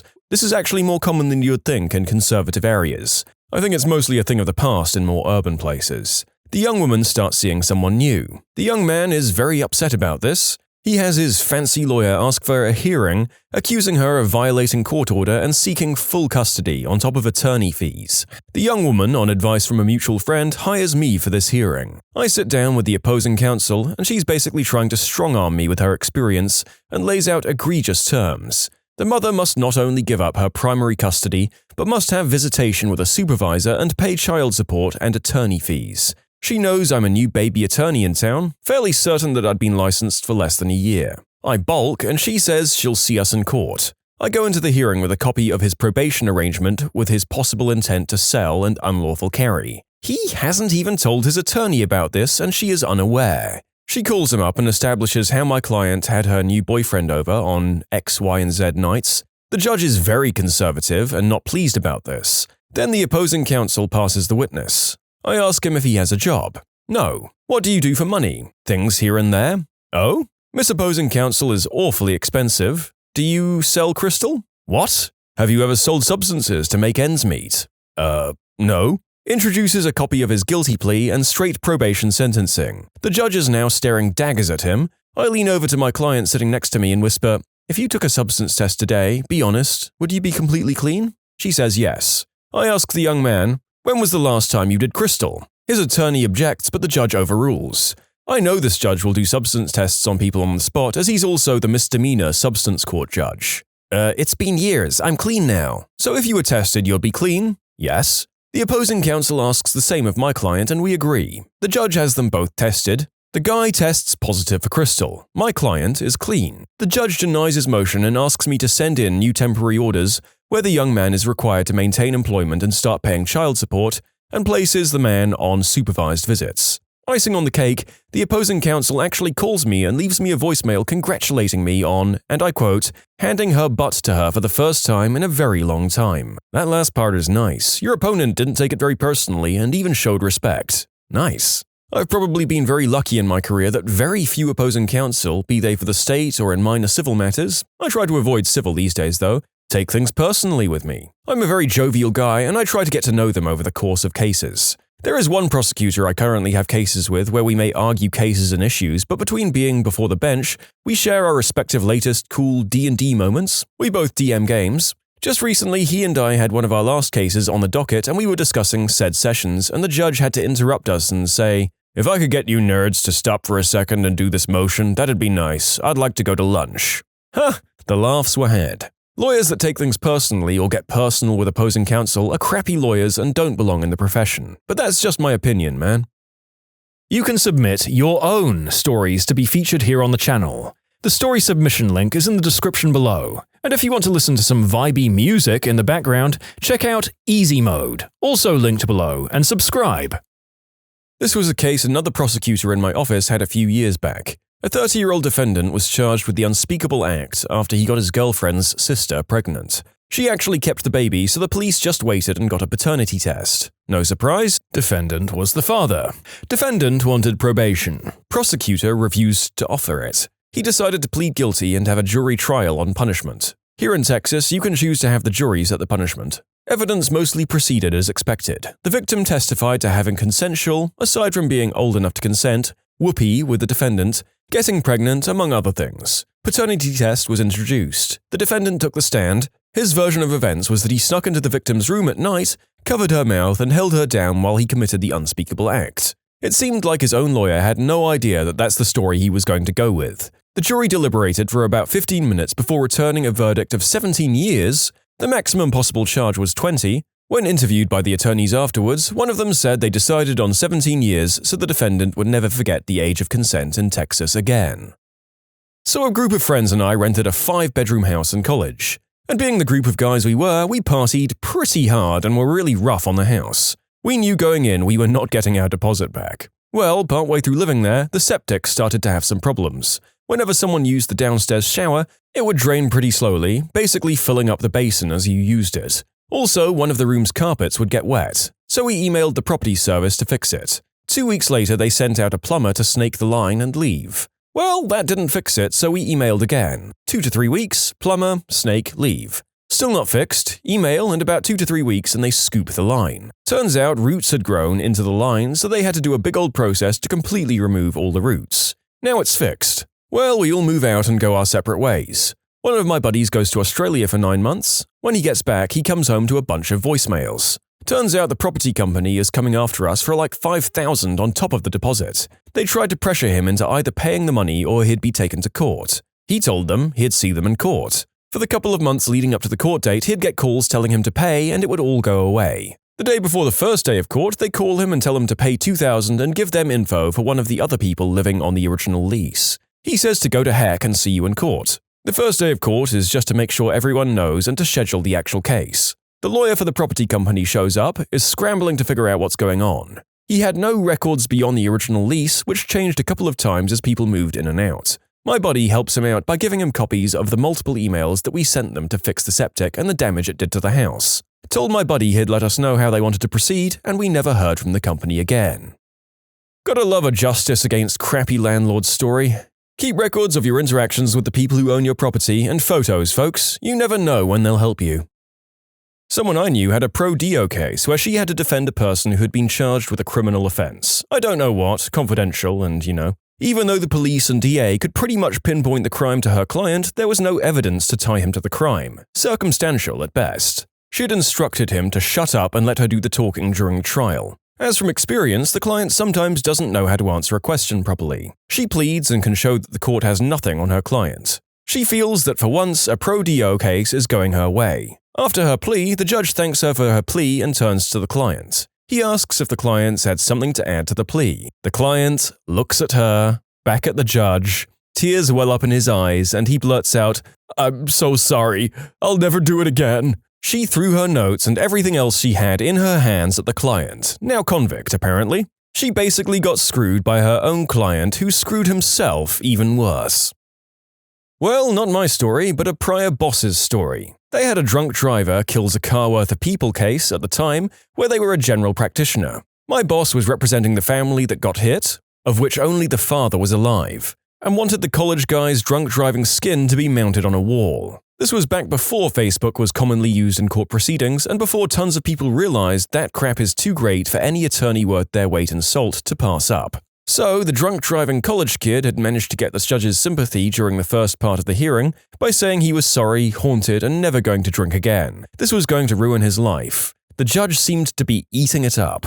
Then comes my boss, who immediately burns this kid's remorse story to the ground by showing numerous Facebook statuses and photos of them binge drinking, partying, and even joking about driving drunk from the date of the accident up until a night ago. The kid looked like he was being forced to swallow hot coals, and the judge was absolutely livid. Needless to say, the kid had to do way more than just apologize and be remorseful after that. My dad was the equivalent of a public defender decades ago. There was this guy that would get caught for being drunk in public lewdness, etc. every weekend. He seemed to draw the same judges and was pretty well known to everyone in the courthouse as an absolute lost cause. One of the regular judges had him appear in his court again. The judge is ready to give him a prison sentence because he was driving a car this time. But the guy starts crying that he finally got a job out of town and was trying to turn his life around. The judge tells him that as long as he never makes a mistake in my town again, he would just drop the charges. Well, sure as heck, this guy shows up the following Monday. Same judge, driving drunk again. My dad now has his case. The judge tells him he gave him his final chance, to which the guy sobs and replies, "I was leaving town, Your Honor, but my friend decided to throw me a going-away party." The judge was not amused. My dad had to do everything he could not to laugh. In short, perpetual drunk that drove, gets a chance to leave town and not face charges, but gets drunk at a going-away party in his honor, drives and goes to jail. Faced the same judge both times. I'm currently representing a sweet old lady on a case. I'll be sparse in details in case anyone figures out who I am. Long story short, this lady's neighbor convinces her that her house is basically unsellable, that her house requires all sorts of repairs, the repairs to the house would bankrupt her, and that she should just sell the house. To him. He shows up at her house the next day with documents to sign. She has no idea what's going on and doesn't read anything. She actually has an eye condition and signs everything. When she finally sees a lawyer to close the deal, he says, "What the frick, you can't do this." You see, the price of the transaction was about 36% of what the house was actually worth, and there weren't any repairs that needed to be done that would justify the price.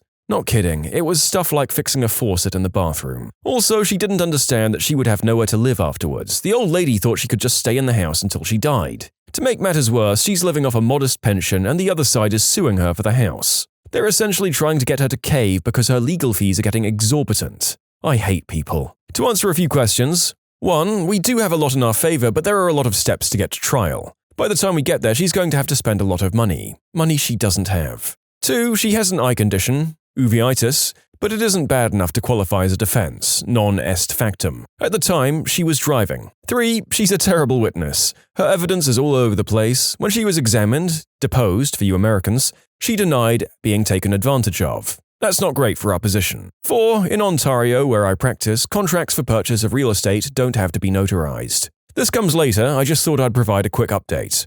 We literally just settled this afternoon, so my client can live in peace. In a little more debt than before, but nothing that will bankrupt her. As much as there are some evil lawyers in the world, I guess we do at least need a couple like this man or woman to do the good work in cases like this against evil exploitative monsters like the neighbor in this story. I was litigating a custody dispute on behalf of the mother in an incredibly conservative jurisdiction. One of the most common ways to get custody was to allege an addiction to adult content or just doing the deed, because the threshold for it was basically non-existent. For this hearing, however, we lucked out with the judge who I knew from other cases. Opposing counsel tried to gotcha me into settling before the hearing by showing me surprise messages of an adult nature between the mum and her new boyfriend. This is, of course, not law and order, and you can't introduce surprise evidence. So we go through the hearing, I object to the messages, but say I'd allow them to be read into the record in their entirety. So the uptight, very conservative local attorney gets to spend the next 25 minutes or so reading these messages in open court, occasionally asking if she could gloss over parts, but no, I didn't feel it would be appropriate to gloss over them as there's a woman's livelihood in the balance. I'll never forget hearing her struggle with certain words.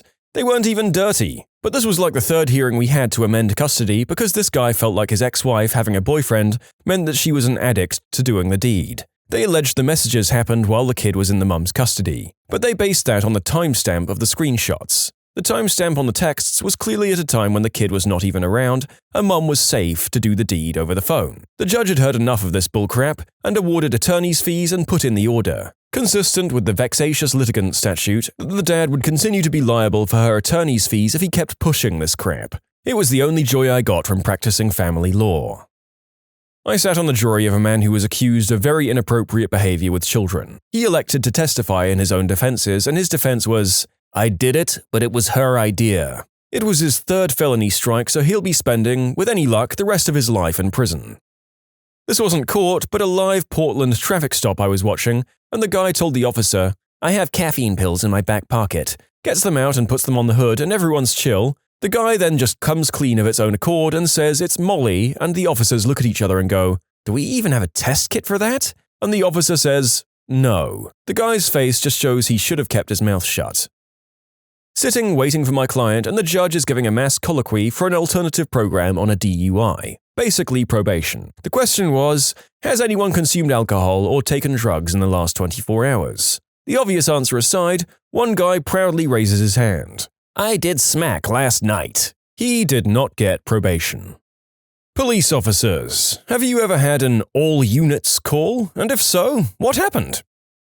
I was doing a ride-along in college in a fairly small city in Georgia when we got an all available units call. The address came in, the lights and sirens went on, and we were hauling it at about 120 miles per hour across town. I had no idea where we were headed until we got there. The only thing the officer said to me was, "No matter what happens, stay in the frickin' car. If you see anyone with a gun, call it out on the radio like this." They showed me how. "If any of us get shot, call it in and stay in the car." Then he took a deep breath, calmly got out of the car, and took off at a sprint toward a 40-person melee in front of the only adult club in town. We were the first car there. Over the course of the next 30 seconds, officers arrived and kept coming until they outnumbered the people fighting. The officer I was riding with was completely on his own for a 10-second eternity and was able to rip about 10 people apart from fighting before backup arrived. It was the single bravest and most humbling thing I've ever seen with my own eyes. When it was all over, he got back in the car with 3 drunk and beaten up dudes in the back, turned to me and said, "So, when are you going to sign up?"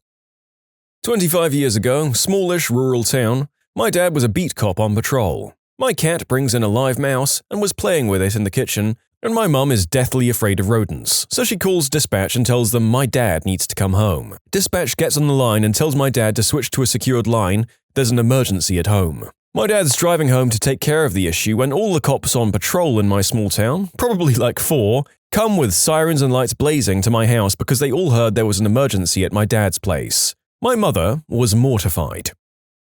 Years ago, a friend of mine was a dispatcher for the county. He covered sheriff, EMS, and fire communications, and also worked with communicating with other agencies as well. From the state troopers, he got some sort of text communication, not a phone text, this was before that was a thing, and it referred to an accident with injuries at the intersection of I-40 and Business 85. Something along the lines of, collision I-40 bus, 85 injuries involved. The way it was abbreviated and written made him misread it. Instead of an accident at 85 Business, he thought there was a bus collision on I-40 with 85 people injured. He dispatched every gosh darn fire truck and ambulance the county had, and they showed up and it's a 2-car wreck with minor injuries.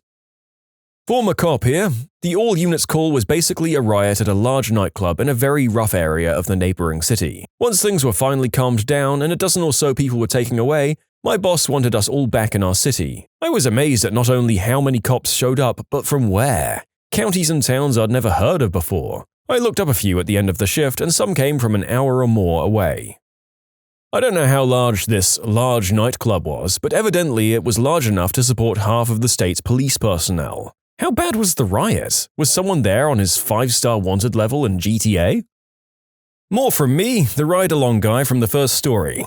This one was definitely weird for my small town. Someone called 911 and claimed that their house had been bombed. So naturally the fire department, police, and medical were all dispatched. We were among the first to arrive, and I got the same "stay in the car until I say it's okay" line before the officer left to see what was going on. Firemen were checking for fires and finding nothing, EMTs were checking for injuries and shock and finding nothing, and police were checking for mad bombers and finding nothing. From where I was sitting in the patrol car, I had a nice view of everything. The house was a nice old Mill Village-style house that sat on a corner about 10 feet off the road. Most of the house was completely untouched except for the front left of the house, which was missing a chunk out of the corner about 4.5 feet tall and about 2 to 3 feet wide, approximately 4 or 5 feet off the ground. It looked like someone threw a homemade grenade at the corner of the house, except there were no signs at all of charring from an explosion. The hole was deep enough that you could see light coming from inside the house to the outside. Now I've been sitting in the car for about 30 minutes, and the sun has set with dusk growing darker by the minute. I decide that since none of these people have blown up, it's probably safe for me to get out and take a look as well. I find my officer in the crowd and he's cool with me looking around and taking some photos, so I do. I stay out of the way for the most part and I'm looking through the grass like everyone else to find any signs of some explosive device when I almost step in a huge ant bed about 30 feet from the house in the front yard. I noticed 2 things. Someone has already disturbed the ant bed because it looks like there's a huge gash in it, and 2, there's nobody that seems teed off enough about setting in a large ant bed to have done it. Aha! A clue! I figured, find the guy with a ton of ant bites and we've got our bomber. So I start looking for footprints around the ant bed because the grass was kind of wet and maybe I watched too much NCIS. I stood in between the ant bed and the house and could make out a faint line along the grass made up of 1-foot-long dashes every 8 to 10 feet that led into the woods behind the house, across the street. I followed them to see where they went and they led to some train tracks and the trail went cold. I went back to the ant bed and used my hand to trace a line that would go roughly towards the corner of the house that was damaged. From the corner of the house, I looked across the street towards the neighbor's grass and woods and saw one long dash through the grass and a tree with a huge gash in it. I got my officer and told him I thought I had figured it out, and would he come with me to check. He grabbed a couple of other guys and we set off towards the tree with the gash, and sure enough, about 6 feet off the side of the tree was some kind of wheel or brake or something from a train that had come off at speed, rolled through the front yard, hit the ant bed and house and ricocheted off the house and across the street to hit a tree. For a while, I was known around the department and city manager's office as Detective Ride-Along. When my buddy was still a new cop, he worked in a larger city. They'd just gotten the shoulder mics, the ones every cop now has mounted up by their mouth so they can call in easier. When new to them, they wore the cord in the front of their shirts, and it was always in the darn way. And great handles when people wanted to wrestle the cops. Jimmy was called in one night to a bar brawl. He strolled into the bedlam and it was almost over. He was a rookie, always getting the crap detail, so he was becoming famous among his department for ruining his uniforms. To the point he was having to come out of pocket to replace them. He walked into a vet telling him to cuff everyone still here. They'll sort them out later. Jimmy grabs the closest guy and they struggle a little bit and go down to the ground. As they do, rip! Jimmy splits his pants, clean up the backside. Knowing he's going to be the butt of the jokes anyway, he turns his head to announce to the other officers, "Well, that's another uniform down," and keys his mic. Base hears "uniform down," so does everyone else in the county. The radio explodes with chatter, but the 3 cops at the bar already have their hands full, so they turn down their radios. Which was screw-up number 2. Base decides to roll everything with lights to the scene. Jimmy said they were glad of the help when the first few cars rolled up, but they just kept coming. He was known as Jack the Radio Ripper until he transferred. Minor reprimand, and he still had to pay for the pants. Man, I would never be cool enough to say, "Send everything with lights." So I interned at the local police department at a time when all stations received new radio devices. The new devices looked a bit like old cell phones and had a bright orange panic button on top. It was meant for situations where a single police officer was attacked and needed help. Pushing that button resulted in all communications on the standard Channel 1 being turned one-way communication only, so all units would listen to what's going on wherever the panic button was pressed, and an automatic all free units call. All other units had to switch to the much weaker Channel 2 to communicate, but Channel 2 only allowed one device to speak. So basically either dispatch or car 1 or car 2, etc. could talk, but not multiple people at the same time like on Channel 1. To disable the panic mode, you had to push the bright orange button in a certain way, think holding it for 3 seconds followed by 4 quick pushes, and it couldn't be done remotely. This happened in rather a large city where some police stations were closed at night. Usually the ones in the suburbs where few calls came in. That night, an older police officer closed down the remotest station in the suburbs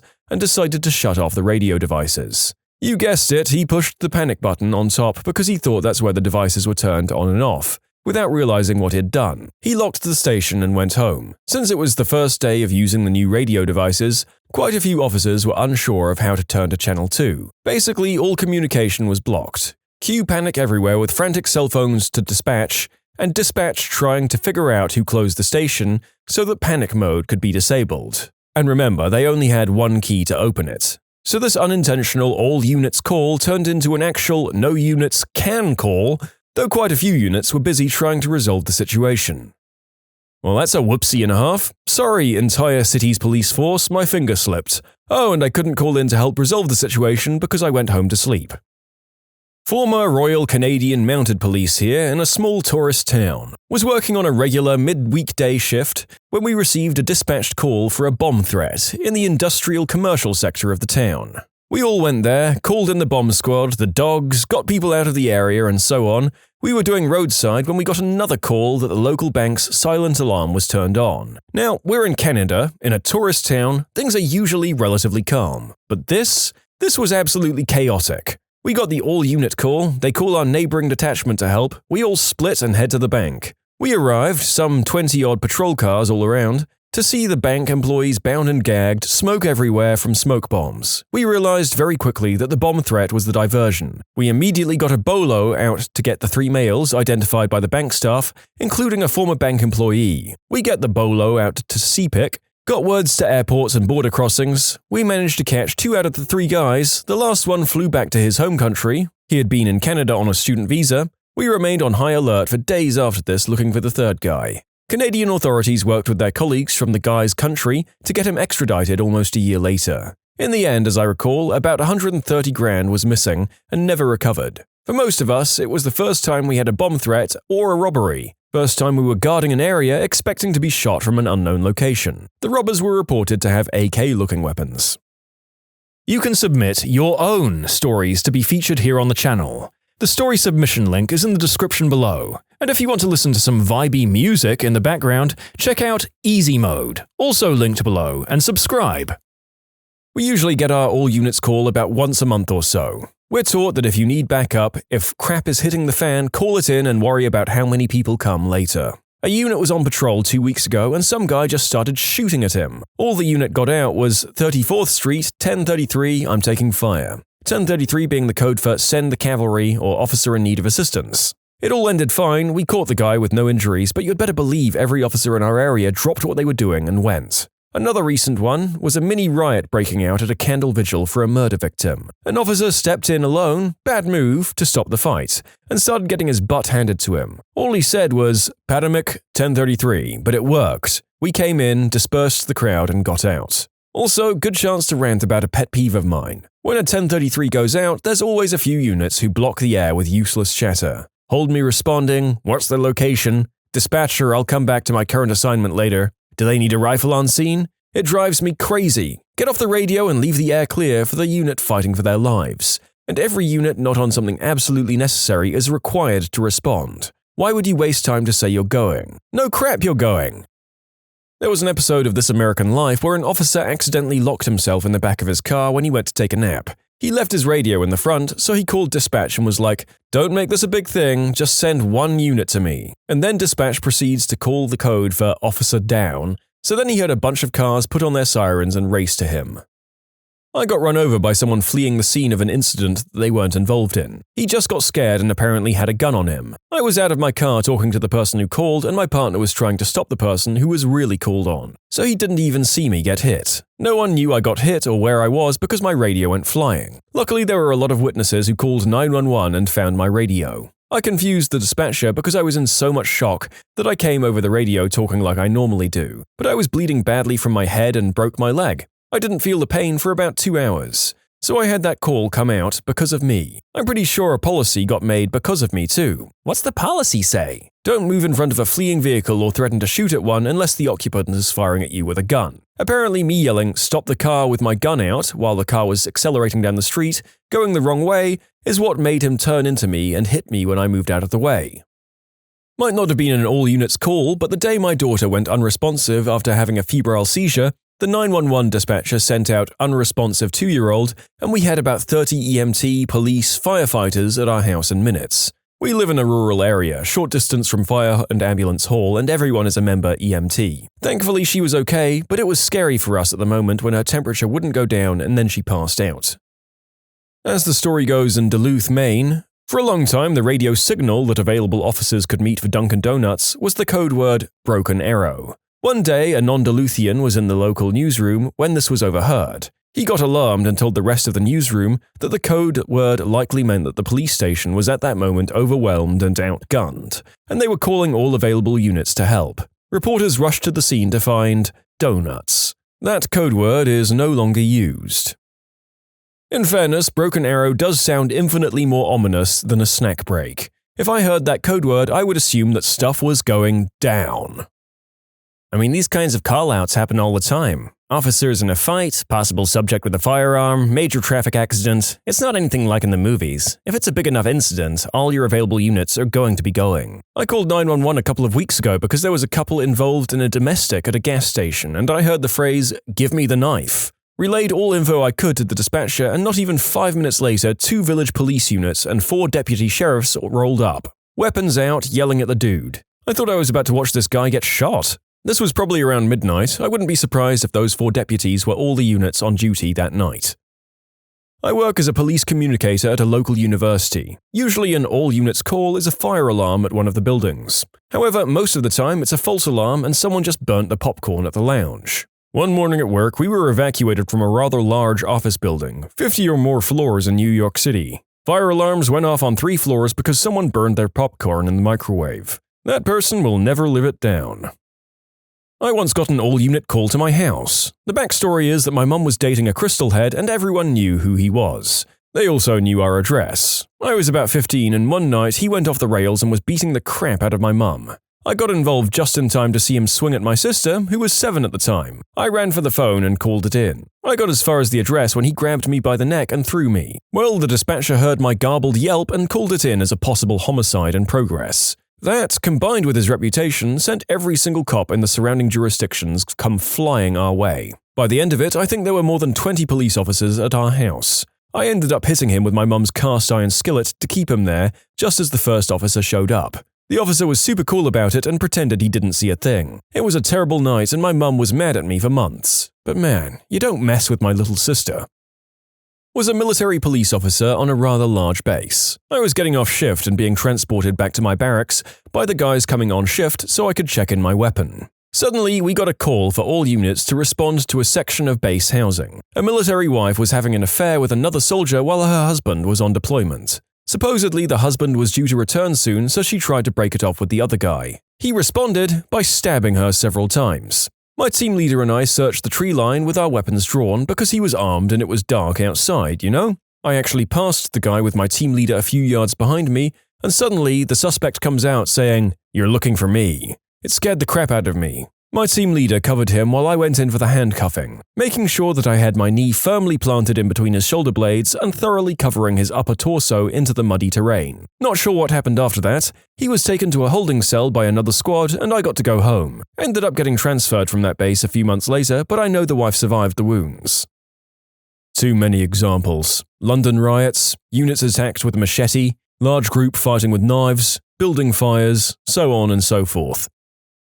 I was at one of the lakefront beaches in Chicago a few summers ago when, according to news reports later, a party a quarter of a mile down the trail from us started getting out of hand. Apparently, the party got way overcrowded, so a pair of cops rolled up in a squad car to get the mariachi band to quit, in hopes of folks losing interest and dispersing. This was a no-go and the crowd responded by, among other things, breaking the squad car windows and surging in around the cops, one of whom put out an "oh crap" call. I don't know the details, but apparently Chicago cops have a code that basically means drop whatever you're doing and get the frick over here. Because within 90 seconds, Wilson Ave looked, I crap you not, like that epic car chase at the end of the Blues Brothers. If I had to guess, it must have been at least 50 cars hauling butt down onto the lakefront, one after the other. Like a high-speed parade of cop cars celebrating, "We're going to frick you up then arrest everybody" day. Which basically, it was. My father was a Port Authority Police Department officer for more than 30 years. 2 times he had all-unit calls. First was the 1993 World Trade Center bombing, and the second was September 11, 2001. If he didn't pass away from an illness related to his time at the World Trade Center site in 2001, he'd be able to convey his impressions of that day better than I could. I recently found his handwritten notes from that night. They were jumbled together on his notepad and placemats from a diner in the area. The first and only cavalry charge I've seen was in Brooklyn. There was this ride on the W12 and Bowery and Coney Island in the late 80s called the Polar Express. You've all seen it. It's that ride that goes really fast around, then it goes backwards while blasting really loud music. Stupid, but whatever. This also attracted every broke bum in Brooklyn who couldn't afford to get into a club, or people who were thrown out of all of them, on weekends, and it was always a freaking nightmare. There were always fights, but you learned to let them tire themselves out a bit before you waded in because things could get ugly. I was detailed to this thing with a small army of other rookie cops on the 4th of July weekend. We were told in no uncertain terms not to go into the crowd. Ever. Nothing is happening in there that's worth your safety. So of course, a brawl breaks out and someone immediately goes running in. Now please understand, you have to go now. You can't leave the other guy alone even if he did mess up. The crowd parts for us like Moses parting the Red Sea, and then it closes on us and the airmail, rocks and bottles, come sailing. We're pretty much back to back like in the movie 300, but we're vastly, vastly outnumbered and out-inebriated. We're fighting our way out and there's backup trying to fight its way in to get to us, but it's taking time, and I don't know if you've literally fought for your life, but it's freaking tiring. That adrenaline jolt only buys you so much time. Then I saw it, a flying wedge formation of mounted charging down West 12th into the crowd at full speed, with the sergeant in the middle with his nightstick held out like he was ordering a charge, and a crap-eating grin that said he'd waited his entire life to do this. I think the horse was smiling too. You'll hear the term crash a lot, and it's hyperbole. Not here. No, these guys crashed into this riot and sent bodies flying everywhere, like the bow of a great warship cutting through a stormy sea, a blue, black leather and rowan battleship. The crowd dispersed in about 3 minutes flat, equally as stunned by what they saw as honestly the foot cops were. I know sometimes people complain about the cost of maintaining mounted police units because they're seen as unnecessary backdrop for tourist photos, and oh my god, I'm living proof that they're so much more valuable than that. Heavy sleepers. What outrageous noises and events have you slept through? I've slept through numerous fire alarms and a tree falling into our house. What the hell kind of alarm clock do you use if you can sleep through a fire alarm? I sleep with my phone under my pillow directly under my head on full volume and vibrations, and I use a really loud and annoying electric guitar alarm. Sometimes it is unsuccessful. Not me, but a friend. He fell and took a nap in his seat at a rock concert. He first dozed off while Hymn was playing and slept all the way through Taking Back Sunday. He was stone cold sober, just tired apparently. Visiting an aunt when I was younger. I was taking a quick nap on her couch. While I was asleep, a power line went down across our front yard. Literally 30 feet outside the window I was sleeping next to. Multiple fire trucks, firemen coming through the house to make sure everything was okay inside, sirens, alarms, fire hoses, the works. I woke up after everything was over, confused why the carpet was dirty and the yard was burnt up. My boyfriend slept through thunder so loud it set off several car alarms in the parking garage right outside the window. When I was pregnant with my third baby, I woke up at midnight to the popping sound of my water breaking. I got up and went to the bathroom and confirmed that my water had in fact broken. Got a towel and went back to bed. Woke up at 5:30 in the morning with some big contractions and figured better go to the hospital. Went to the hospital dilated to 9 and the baby was born 20 minutes later. So, labor. I slept through my labor and transition. Highly recommend. I went slept through the process of my grandmother calling 911 for my grandfather, the ambulance coming to our house with sirens blaring, the process of him getting loaded into the ambulance, and leaving. I woke up the next morning like, where did Grandpa go? I didn't even know why he had been taken to the hospital. I think it was a broken hip. A 6.8 magnitude earthquake while I was living near the Bay Area where it hit. Everyone else woke up because of the heavy rumbling, but I stayed asleep. Meanwhile, I'd wake up to someone walking in the hallway in the morning with my door shut. For the reference of those who don't have to deal with those pesky tremors in their life, 6.8 on the Richter scale is basically adjacent to the scale that can severely damage cities at a shallow enough depth. If you live in an older city or one without stringent building codes, buildings are going to come down at that magnitude. I once slept through a tornado that happened about a mile from my hotel. My girlfriend woke me up at 2 a.m. saying how scared she was of the storm and that the power went out and she was worried. I told her while half awake to leave me alone, I'll deal with it in the morning, and it's just thunder, I don't know why you're freaking out. She was fuming at me when I woke up the next morning and found out that a tornado destroyed a high school not too far away. Once a tornado formed on top of my house when I was younger. My mom screamed my name from downstairs several times, but it wasn't until my dad came up and literally grabbed me out of bed that I came down. I was so teed off at all of them for waking me up at the time. I'm quite thankful looking back on it, though. When I was about 6, I slept through our roof being torn off by a tornado. We were living in a remote area in a trailer on the construction site of our house. It peeled off and landed in a field down the road. My parents had to wake me up to go to a hotel. I wish I slept that soundly now. When I was 10, a huge thunderstorm brought the big oak in my yard crashing into the house. Luckily, my room was on the other side of the house, so it didn't get hit. I still slept. I woke up 10 minutes later because my cat jumped on the bed because the house was starting to flood. Good times. Not me, but my parents. They told me a story a while back about the time they stayed at a hotel in England for their friend's wedding in the mid-1990s. They stayed in room 1012. They went to bed as normal and sank into their usual deep sleep state. Upon entering the all-you-can-eat buffet breakfast in the hotel at 8 a.m. the next morning, they were approached by a similarly aged couple who proceeded to ask, "Oh my gosh, what do you think of last night?" My parents naively replied to the couple by saying, "Oh yes, Julie and Paul's wedding. It was amazing." The couple exchanged confused glances. "No, not the wedding reception." My parents were confused now. "All the commotion in room 1013, the room next door to you." The couple almost giggled as they expected this to prompt my parents. "What do you mean?" my dad asked as he naively continued to pile scrambled eggs onto his plate at the buffet. Turns out there was a massive substance bust in the hotel room next door to my parents. Armed police smashed in the door screaming, "Armed police, nobody move!" as like 10 police officers stormed the room. Multiple people arrested, one man tasered outside my parents' door, and a man screaming bloody murder as he was being cuffed. My parents didn't hear a thing. I once fell asleep at a Metallica concert in the middle of the show. Not a heavy sleeper, just exhausted. Now I wake up if the stars twinkle too loud. I slept so hard that my friends thought I was dead. They just kept shaking my non-responsive body. Why they did nothing about it is beyond me. God, my roommate once thought I'd legitimately died in my bed. I'd become completely nocturnal for a 3-day weekend, during which she kept going out to parties and she just let me lie there. Literally told me she was going to give me until Monday and then call campus police. Like, what if I had died and started to smell? What? I missed a whole Saturday once in high school. I just got back from a band field trip where I didn't sleep much for 4 or 5 days, and I got home from the airport at about 3 a.m. on Friday and I passed out. I woke up and saw my clock said 6, looked out the window and I thought the sun was coming up, so I went back to sleep.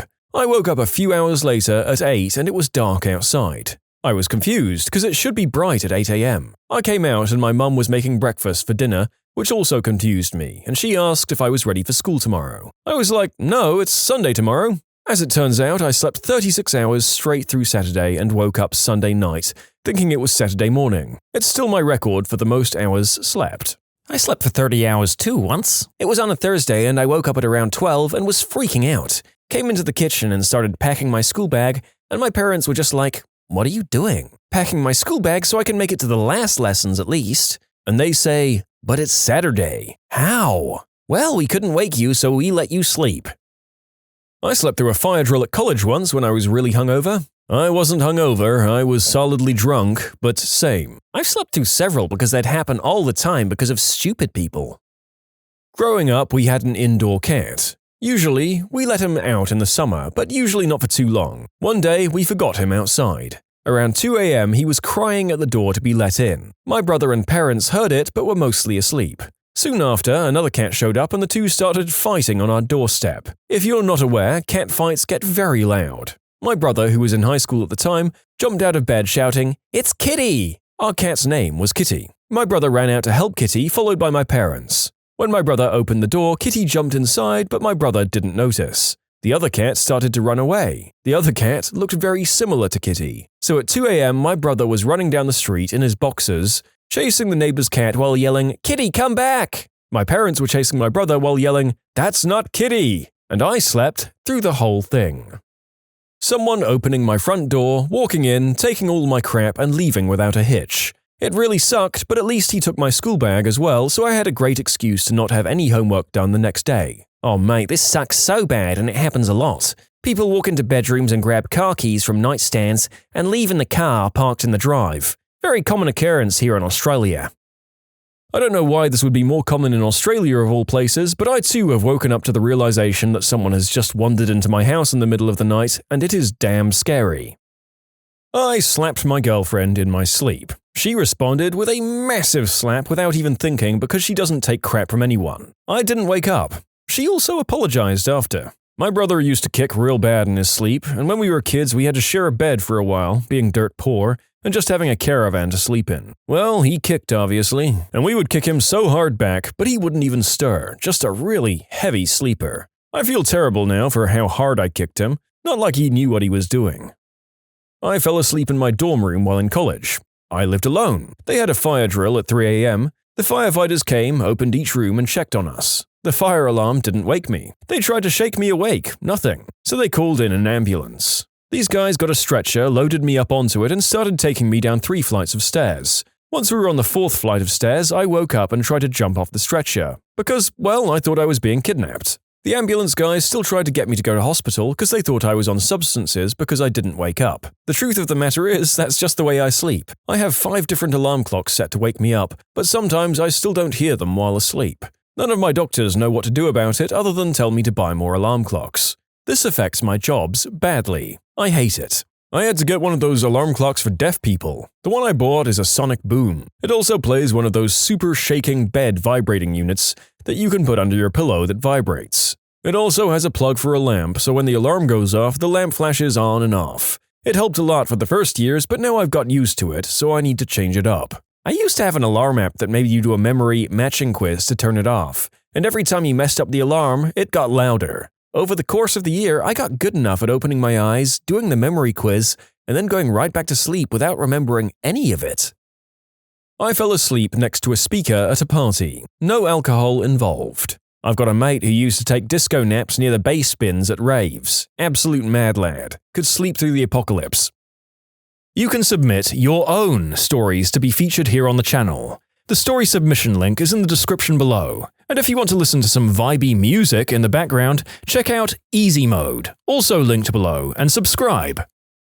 I slept through a pretty decent-sized earthquake. Not a little rattle, big enough that everything on the walls ended up on the floor. Slept through my neighbor shooting her boyfriend. Slept through the police and ambulance sirens. Slept through the cops knocking on my door to ask if we heard anything. This was in Camara, Wyoming in the early 80s. My kid's barfing in the middle of the night, and I'm instantly up. Exactly. Actual tornado, nap time. Kids saying, "Mom, blah." I'm up. Right? Why is the sound of pre-vomit cough able to rouse you from the most dense of sleep? Or pee hitting the floor and not going in the toilet? I have 2 boys who I've both caught peeing in the hall outside the toilet. I was about 12 at the time, camping with the family, and I woke up one morning with this large, painful, swelling bump that was obviously some kind of insect bite, but very obviously not a mosquito bite. I had plenty of those already at that point in the trip. My parents checked my tent and found a tarantula with dozens of little babies on it. Oh, hell no. Where were you camping at? Some state or national park in Kentucky or southern Indiana. Someone threw a Molotov cocktail through the window of a business under my apartment. Set the building on fire, fire crew, sirens, everything right out front. Read about it in the news that afternoon after leaving out the back. I slept through the whole thing. My family owns a beach cabin on the west coast and decided to have a family vacation there for a week. We didn't realize how big the entire family was, so all the parents decided to rent the neighbor's cabin so they could sleep in one, while the cousins could all sleep in the other. Since there weren't enough beds for all the cousins, I just slept in a sleeping bag on the floor. Apparently, in the middle of the night, my younger cousin fell off her bed and landed on me, causing a very loud thud. The parents heard it from the next door, rushed into the house, and my cousins and I were still sound asleep. I didn't even know it happened until the next day. I was on a safari camping trip in Namibia with my dad and his wife. I'm not usually a heavy sleeper, but we were off at a campsite that had a bar. Hell yeah! And I'd had a bit to drink. It was a long day and I was tired and a bit drunk, so I went back to my tent early. When I woke the next morning, both my dad and our guide started asking me if I was okay and telling me how brave I was. I'm sitting there thinking, of course I'm okay. I mean, it was too hot for my liking, but it was just as hot for everyone else too, so I can't imagine how that makes me brave. They explained to me that an elephant came to our campsite during the night and began to use my tent as a scratching post. I was a wrong step or two away from being crushed to death and had absolutely no idea. They assumed I was still awake, but I slept through the entire ordeal. My dad was losing his mind trying to do something, and our guide and the person who ran the campsite spent an hour or so trying to lure this elephant away from my tent. I guess eventually it just got bored and walked away. I'd actually thought they were just pranking me or something, but we were staying there a couple of nights, and that next night an elephant, maybe the same one, I don't know, came in and was walking around the campsites again. Honestly, glad I slept through it because I would have been crapping myself. I continued sleeping after falling from my bunk bed. The lower bed is wider, queen size I think. I'm sleeping on the top bunk and I fell, but I didn't wake up. My sister from the lower bed was woken up by the crash, as were my parents in the other room. When she was in her 20s, my now wife would sometimes fall asleep when she was out partying in the club. Like in one of those unbelievably loud dance clubs that people go to all night with VIP tables and a DJ, where if you actually want to talk to someone you need to bring your mouth right up to their ear and yell while they jam their finger in the opposite ear. It would be about 3 a.m. and she'd sneak off from the group and find a banquet or lounge chair or something and just go to sleep. Makes me feel really insulted when she complains now about my snoring today. I'm like, really? My snoring is too much. But house music periodically interrupted by the DJ blasting a foghorn is okay. I hate clubs like that. Thankfully, she grew out of them.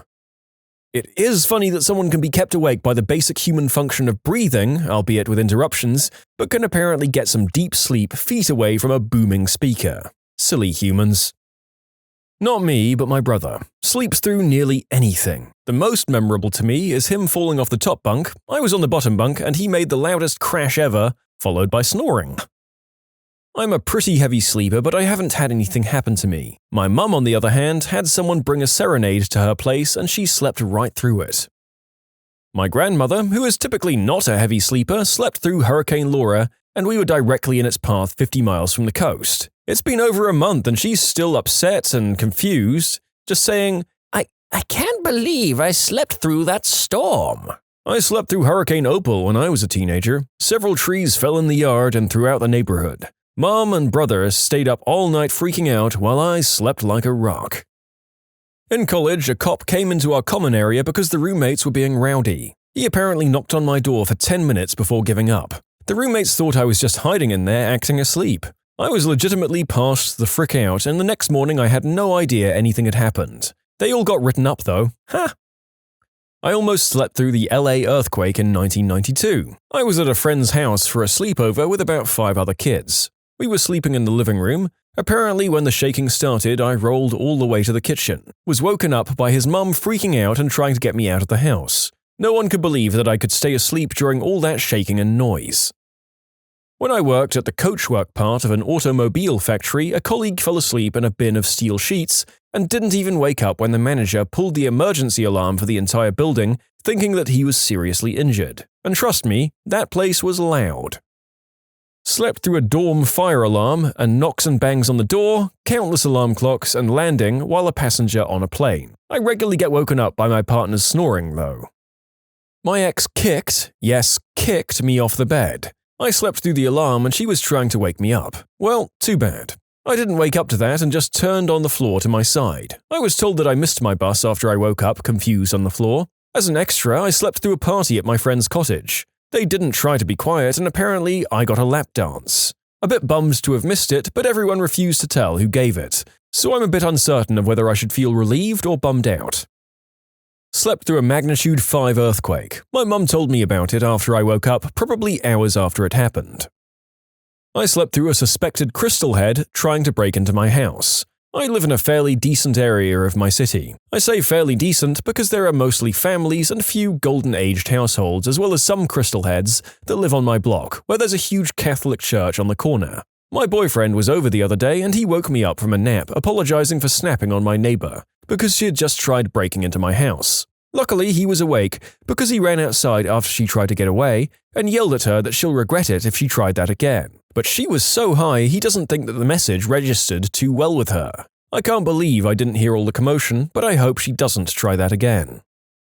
So my stepdad was in the military before he married my mum, and while he was in the military, there was an attack on the base that he was at. I don't know the name of the base because I don't remember what he said. Sorry, Reddit. But apparently from what he said, I'd slept through the entire attack. Now I don't know if he was just pulling my leg or not, because he's a really heavy sleeper. Like for example, one time our cat Mittens had been jumping around and had pushed over a glass vase in the living room. My stepdad was sleeping in the living room at the time, and it woke up everyone in the house except for him. So I don't know if this is a real story or not, but I thought I should share this with you anyway.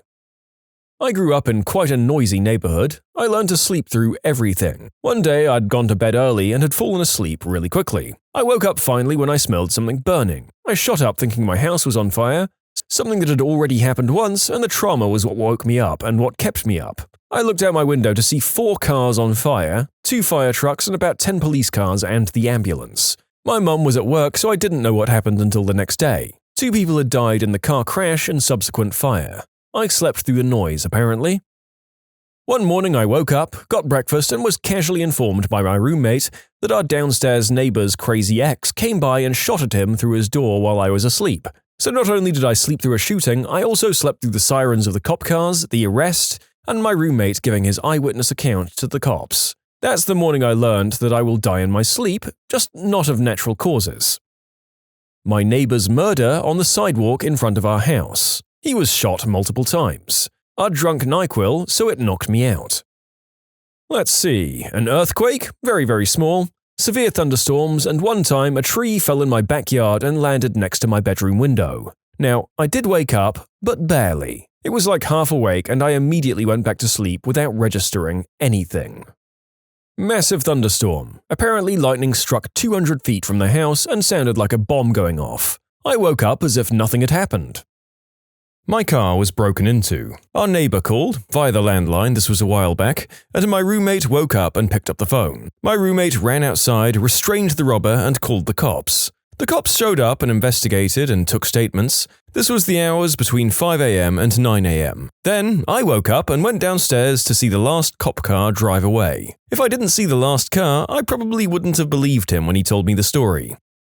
A plant explosion that could be heard and felt for a 25-mile radius. It woke my boyfriend and dog up in the middle of the night, but I had no idea anything happened until I checked the news in the morning. What were the most ridiculous demands or rules from your controlling partner? I applied and got accepted into a school far away from him. Once he found out about it, he demanded I fill out his application and write his essays so he could come with me. I did not. I had a guy freak out when I got accepted to college even though it was in the same city. That's why you don't date unemployed 21-year-olds when you're 17, even if they can buy alcohol. He was expecting me to pop out babies and move into his mum's house. I was just like, ha, nope, bye. I was engaged to a man who had to approve each meal, and I wasn't allowed to eat if he wasn't present. He bought my clothes, and he always brought them 2 sizes too small, so I felt pressured to fit into them. I left him for a chef. That is crazy. Good on you for going for the chef. Crazy and controlling guys are so weird about food. One guy I dated was obsessed with me going out, as in, he thought I shouldn't eat out ever. I had a routine set up where I would head over to my friend's house after work on Friday night. We'd smoke, go eat Mexican food, and then he just showed up there randomly one Friday just as we were about to leave and tried to give me leftovers from like 4 days ago to eat instead of eating delicious Mexican food. I told him to F right off, and my friends made fun of him relentlessly. The next day, I told him we were better off as friends. He cried and tried to bargain and say that he would ease up on the eating out thing. I did not agree to that bargain.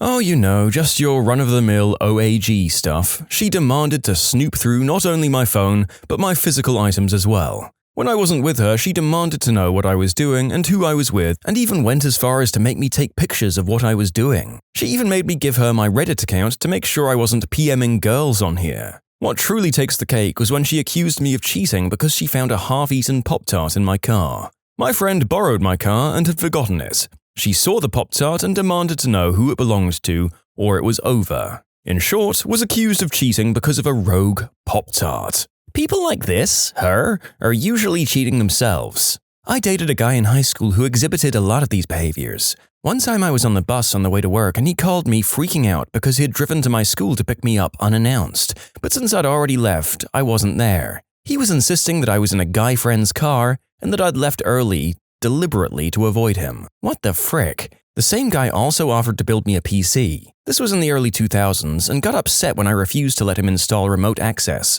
so he could check up on my system and log into my accounts whenever he wanted. Ugh. Yuck. Good save on the remote access thing. If they made it sound innocent enough to just be checking up on updates and things, I can see some people letting them install that software and being completely at his digital mercy. If you don't have anything to hide, why don't you show me? Run away if you hear that. One time I left a class where we were assigned a group project in college. I met with my group immediately after for about half an hour. About 20 calls and 40 texts. Like she thought I was effing a stranger in the middle of the day? I'd get a call about twice a week from her freaking out because she thought someone put anthrax in her food. She broke 2 of my cell phones. The worst thing was in arguments, when she stood in front of the door and wouldn't move, stopping me from leaving. I couldn't move her because she'd say I hit her or something. That's the only woman I've ever called the C word, and I don't regret it whatsoever, because that's what she was. I was doing laundry at my mum's about 10 minutes down the road where there's no cell service. I came back to a torrent of paranoid manic texts just as she was peeling out of our apartment. Accused me of cheating on her, sleeping with a girl at work, who was a lesbian by the way, setting up fake Facebook accounts to bang my ex, you get the picture. After some weeks of this bullcrap, she introduced me to some guy she knew from high school while we were out at the bar. Mind you, I did this once, introduced her to an old friend who was dating one of my best bros. She accused me of doing the deed with her. Anyway, I came back to the apartment to find her and this guy watching a movie. She acted like it was no big deal and told me to give them space. That cued a visit to my landlady downstairs. I explained what was up. She was very kind and understanding. I always paid my half on time and helped her out around the property, so she let me forfeit my security deposit and break the lease. Since my ex was always such a cold witch to my landlady, who was a nice single mum with a nice rack, she got a whole slew of lease-breaking claims brought down on the crazy witch because my landlady had been cheated on before and felt bad for me, called collections, etc. Now the psycho is living with her mum, got knocked up by her new landscaper substance-using boyfriend, and is going for the DUI hat trick. You're not allowed to do the hard Sudokus unless you can solve the medium ones in 5 minutes. Why are you controlling my puzzle-solving habits? That guy was weird. That almost sounds like he was trying to be funny. Right after my first year of college, and she was still in high school, I joined the local volunteer fire department. She told me she didn't want me doing CPR on women because I would see their chests. Yes, everyone knows that old ladies who've fallen and can't get up have fantastic racks. If we weren't together physically, we had to be in constant communication. I was required to call him immediately at the end of my workday and talk to him for the duration of my 1-hour commute home. If I took too long to call, he would call me and berate me. Once I finally got home, I was allowed to take a break for dinner before chatting with him online. Absolutely exhausting. My ex told me that I wasn't allowed to look at other women. I don't mean I wasn't allowed to stare at or ogle attractive women. I mean that my field of vision wasn't allowed to contain anyone with a uterus. At work, out and about, sometimes even on the fricking TV, if she'd decided that I was looking at any woman that wasn't her at any time, I'd be in for it. I had a similar rule from a girlfriend. TV people were allowed though. That year, MTV Spring Break aired for the first time and I wasn't allowed to watch after the first episode, because apparently those weren't real TV people, just whores who happened to be on TV. I could go on for pages about her. It ended extremely badly for me. In high school, I had a controlling ex-girlfriend who would demand I talk to her for 5 to 7 hours a day, and if I didn't, I would get texts from her trying to self-delete constantly. Yeah, that was not a fun time. 0 out of 10 would not go through again. Sometimes I'm glad cell phones weren't super popular until the end or just after my years in high school. I didn't get my first cell phone until I was 18. It was easier back then to have boundaries instead of being tethered to someone 24/7. I had a boyfriend who felt I should be responsible for his emotional well-being. I believe at one point he actually said, "I'm feeling like crap and it's your fault, so you should be the one to fix it." I think that might have been after I moved out due to his behavior. Emotional IQ of a toddler, that one. My ex cut the cord of the TV and he only put it back on when he was home. I was home alone with 2 little kids all day and I was chemo sick. Also, when I made dinner, I wasn't allowed to tell him when it was ready because he said I was not going to tell him when it's time to eat. Another time, I got beat for taking off my wedding bands when I made meatloaf. The meat would get caught in my rings. Needless to say, I took my kids and walked away from him, our house, and everything I owned. F him. I dearly hope that you never saw that person again, author. Imagine forfeiting a hot, fresh dinner because it hurts your ego to be told dinner is ready. I wonder if he was the same way with waiters.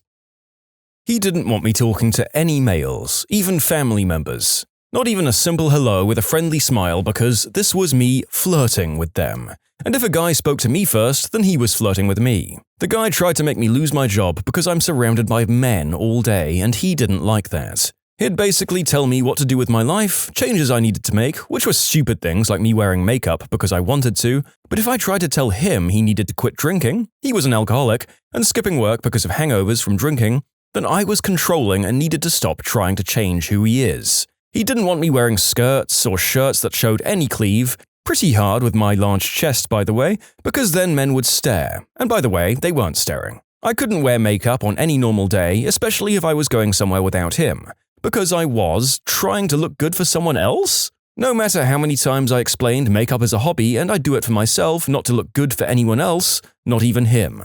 Speaking of makeup, he would yell at me if I even bought a $3 lipstick because it's a waste of money. And then he'd spend a ton on beer. He'd even make me buy the beer when he didn't want to because I make more than him and he needed to save. But would spend all of his money in beer and cigarettes when he made me broke. He even made me buy multiple controllers and gaming headphones because it was my fault when he broke them when mad because of Call of Duty Online. All I'd do is say maybe he should stop playing because he was getting worked up. Probably worst of all was he didn't want me spending time and playing with my 6-year-old brother, who I adore. I ignored that and even let my bro in the bedroom with me, which would make my ex extremely mad. I was a university tour guide, a position she tried and failed to get. I wasn't allowed to talk about it. However, when I had to go to a mandatory training or, I don't know, give a tour, I obviously needed to tell her where I was going since she always needed a good reason for me to be anywhere but with her. So I'd have to say, I have something to do, and she'd ask what, and I'd say something vague, because, I couldn't talk about it. So she'd press more, getting very angry and upset that I was being vague. So I'd be less vague, and she'd get more upset. So I admit that it was for training for my job, and then she gets furious that I talked about it and taunted that she didn't have the job. Led to quite a lot of shouting and crying in the library. Holy crap! Talk about a catch-22. What a lunatic. It was the worst, especially with this detail. I tried out for tour guide in my freshman year and I made the first 2 cuts, but not the final one. Her and I started dating sophomore year and I went back for it and suddenly she was all interested in being a tour guide too. So this time I managed to get the job and she does like I did and made the first 2 cuts but not the final. When she found out that she didn't make it, she didn't talk to anyone for about 2 days. And from that point on, she'd always go on about how I couldn't imagine what it feels like to not make the cut. Blah, blah, blah. B-word, the same thing happened to me.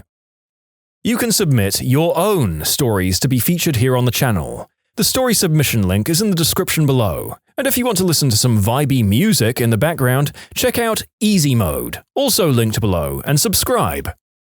I mean, there were a lot from my ex-husband. I was severely depressed and tried to self-delete a few times, and he wouldn't make money available for therapy. Even though he was unemployed, he was still in control of the finances. He just kept saying I wouldn't need therapy if I just listened to him. He also had rules that changed frequently about how many slices of cheese or meat I was allowed to put on my sandwiches. He also used to have a rule that I wasn't allowed to drink coffee because, his words, he didn't want me to be engaged in an addiction that he didn't share with me. Smoking and drinking were okay, apparently. He also used to scout friends for me and bring them home and expect me to just be friends with them. And if it didn't click for either of us, he would yell at me for screwing up. I wasn't allowed to write anything like stories or poetry and then refuse to let him read it. And I wasn't allowed to listen to any of my favorite music. If I put on any of my favorite music on my iPod, he would take my iPod at night and replace it with music he approved of. After we divorced, I learned he actually liked some of the same bands I did but refused to let me listen because he didn't want me to have my own thing. He felt that drove me away from him. Again, his words. I wasn't allowed to wear any clothes that made my chest look weird, which seemed to be an entirely arbitrary qualification that changed from day to day. I couldn't keep up and often had to throw out clothes that I really liked because they didn't meet his specific needs when it came to having to look at me. It's been 7 years since I left his sorry butt, and I'm still afraid of posting this and that some of you are going to tell me how justified he was. He really had me believing that he was the king of the fricking universe and he was right about everything. I still have nightmares about everyone in my life turning on me and saying he actually was right all along. Oh, and I forgot the actual best part. I wasn't allowed to sleep. He was an insomniac and would get angry and jealous when I slept 8 hours a night. I'd go to bed and he'd spend 3 or 4 hours working himself into a rage over it, then he'd pound on the bedroom door, slam it open, turn on the lights and start screaming at me. This happened at least once a week for almost 10 years. I still get nervous when I go to bed by myself at night. I had to ask permission to go to the mall by myself. I wasn't allowed to go to the gym as it meant I was making myself look better for other people. I also wasn't allowed to change my password on my laptop as it meant I had something to hide. Boy, was that a fun relationship. Oh my god, I can't even imagine sticking around after the first one of those restrictions came up. Imagine just wanting to keep your partner indoors, getting out of shape and doing nothing with their life. And why would you want to date that if you were said controlling spouse? My ex got angry if we were in the car together and I looked outside the window at scenery. Apparently, I was checking out other guys. This also applied to other cars. I wasn't allowed to look out the window and compare his car to theirs because this was seen as a betrayal. In the shopping center or mall, I could only look at the floor because then I would be accused of checking out other guys. Again. There were many other things, but when I got into a new relationship, my new boyfriend was surprised when I asked, "Am I allowed to look out the window?" Looking confused, he said, "Of course, why wouldn't you?" I then realized how socially conditioned my ex made me, and I'm still trying to undo the damaging behaviors I learned. I love this because I can totally relate. My ex used to go fricking bonkers if there was a dish in the sink. It could have been a fricking spoon that he made dirty, and if I didn't clean it, he wouldn't speak to me, or he'd yell. A couple of weeks ago, I found some mold in the sink. My husband and I have a very long commute with only enough time left at the end of the day for a meal and a shower, so things don't get cleaned as often as they should, and I was afraid to tell him about the mold. I sheepishly said, I found some mold in the sink. His response? Yucky. What did I do? I squeezed him harder than I thought I could. He's the best thing that ever happened to me. I'm only including a small portion of what I experienced, but it was a living hell for the 2 years. I wasn't allowed to talk to my best friend about anything serious. It had to be him I spoke to. I couldn't wear floral print. When I didn't lose 30 kilos, I managed 10 in a month. He said I wasn't trying hard enough. He told me he wanted a break for a year, I should move on, focus on myself and find someone else. When he found out that I'd moved on, 4 months later, he showed up at my door and asked to talk, where he ran me into the ground.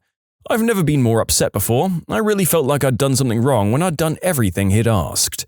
Poster child of narcissistic personality disorder. Wait a minute, 10 kilos in 1 month, and he wanted you to lose 30? That translates to about 20 to 60 US pounds if I'm understanding it right. The maximum healthy weight that's normal for 1 month is about 10 pounds or 5 kgs. So if I read that right and my math is right, the only way to lose 30 kilos in 1 month is to cut off your leg.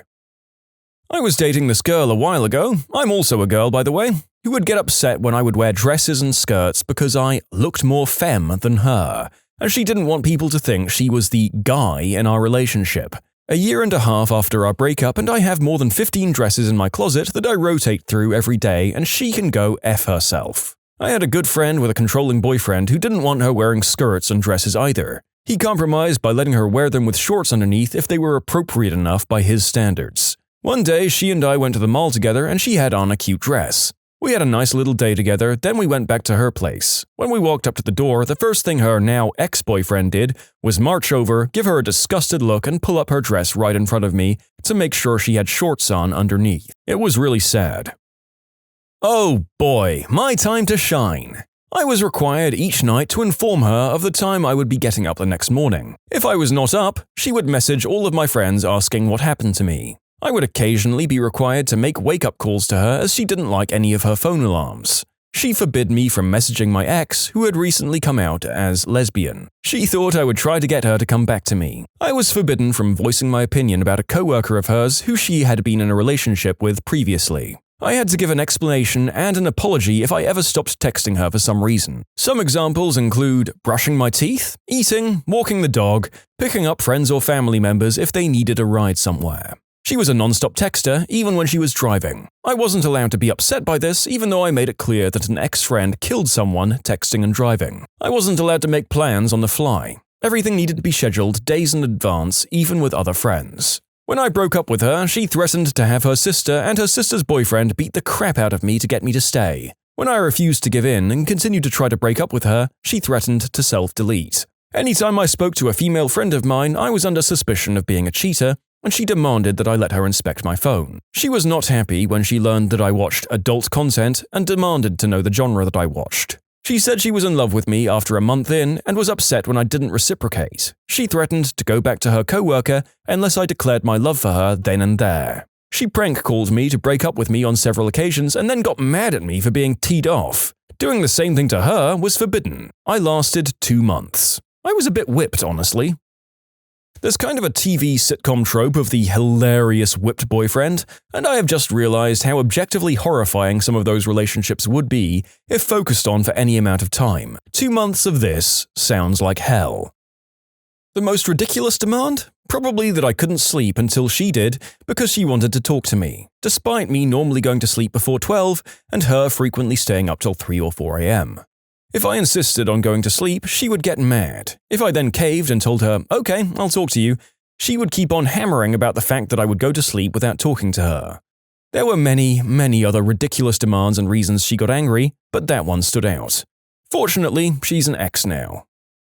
My first girlfriend had a huge body issue about the size of her chest. They were small and perky and I liked them, plus she had an hourglass figure and a wonderful butt. Anyway, she'd freak out if we watched a movie together and there was a busty girl on the screen. She'd often even physically cover my eyes with her hand, even in a movie theater. If we were walking on the street and a busty girl walked past, she'd be staring at me with a death glare to see if I even glanced towards her. Her little sister had a larger bust than her, so she was constantly insanely paranoid that I was secretly lusting after her 14-year-old sister. It was just a trip to the Twilight Zone. This was like 15 years ago, so I don't remember all the details anymore. I think at some point, when we were just flirting and not together yet, she asked what kind of girls I liked, and I said something about curves. Perhaps that somehow triggered her insane uncertainty, but I didn't even mean bust size with it. You know, all curves. I explained that to her several times later on, but she insisted I was lying in an attempt to cover my tracks.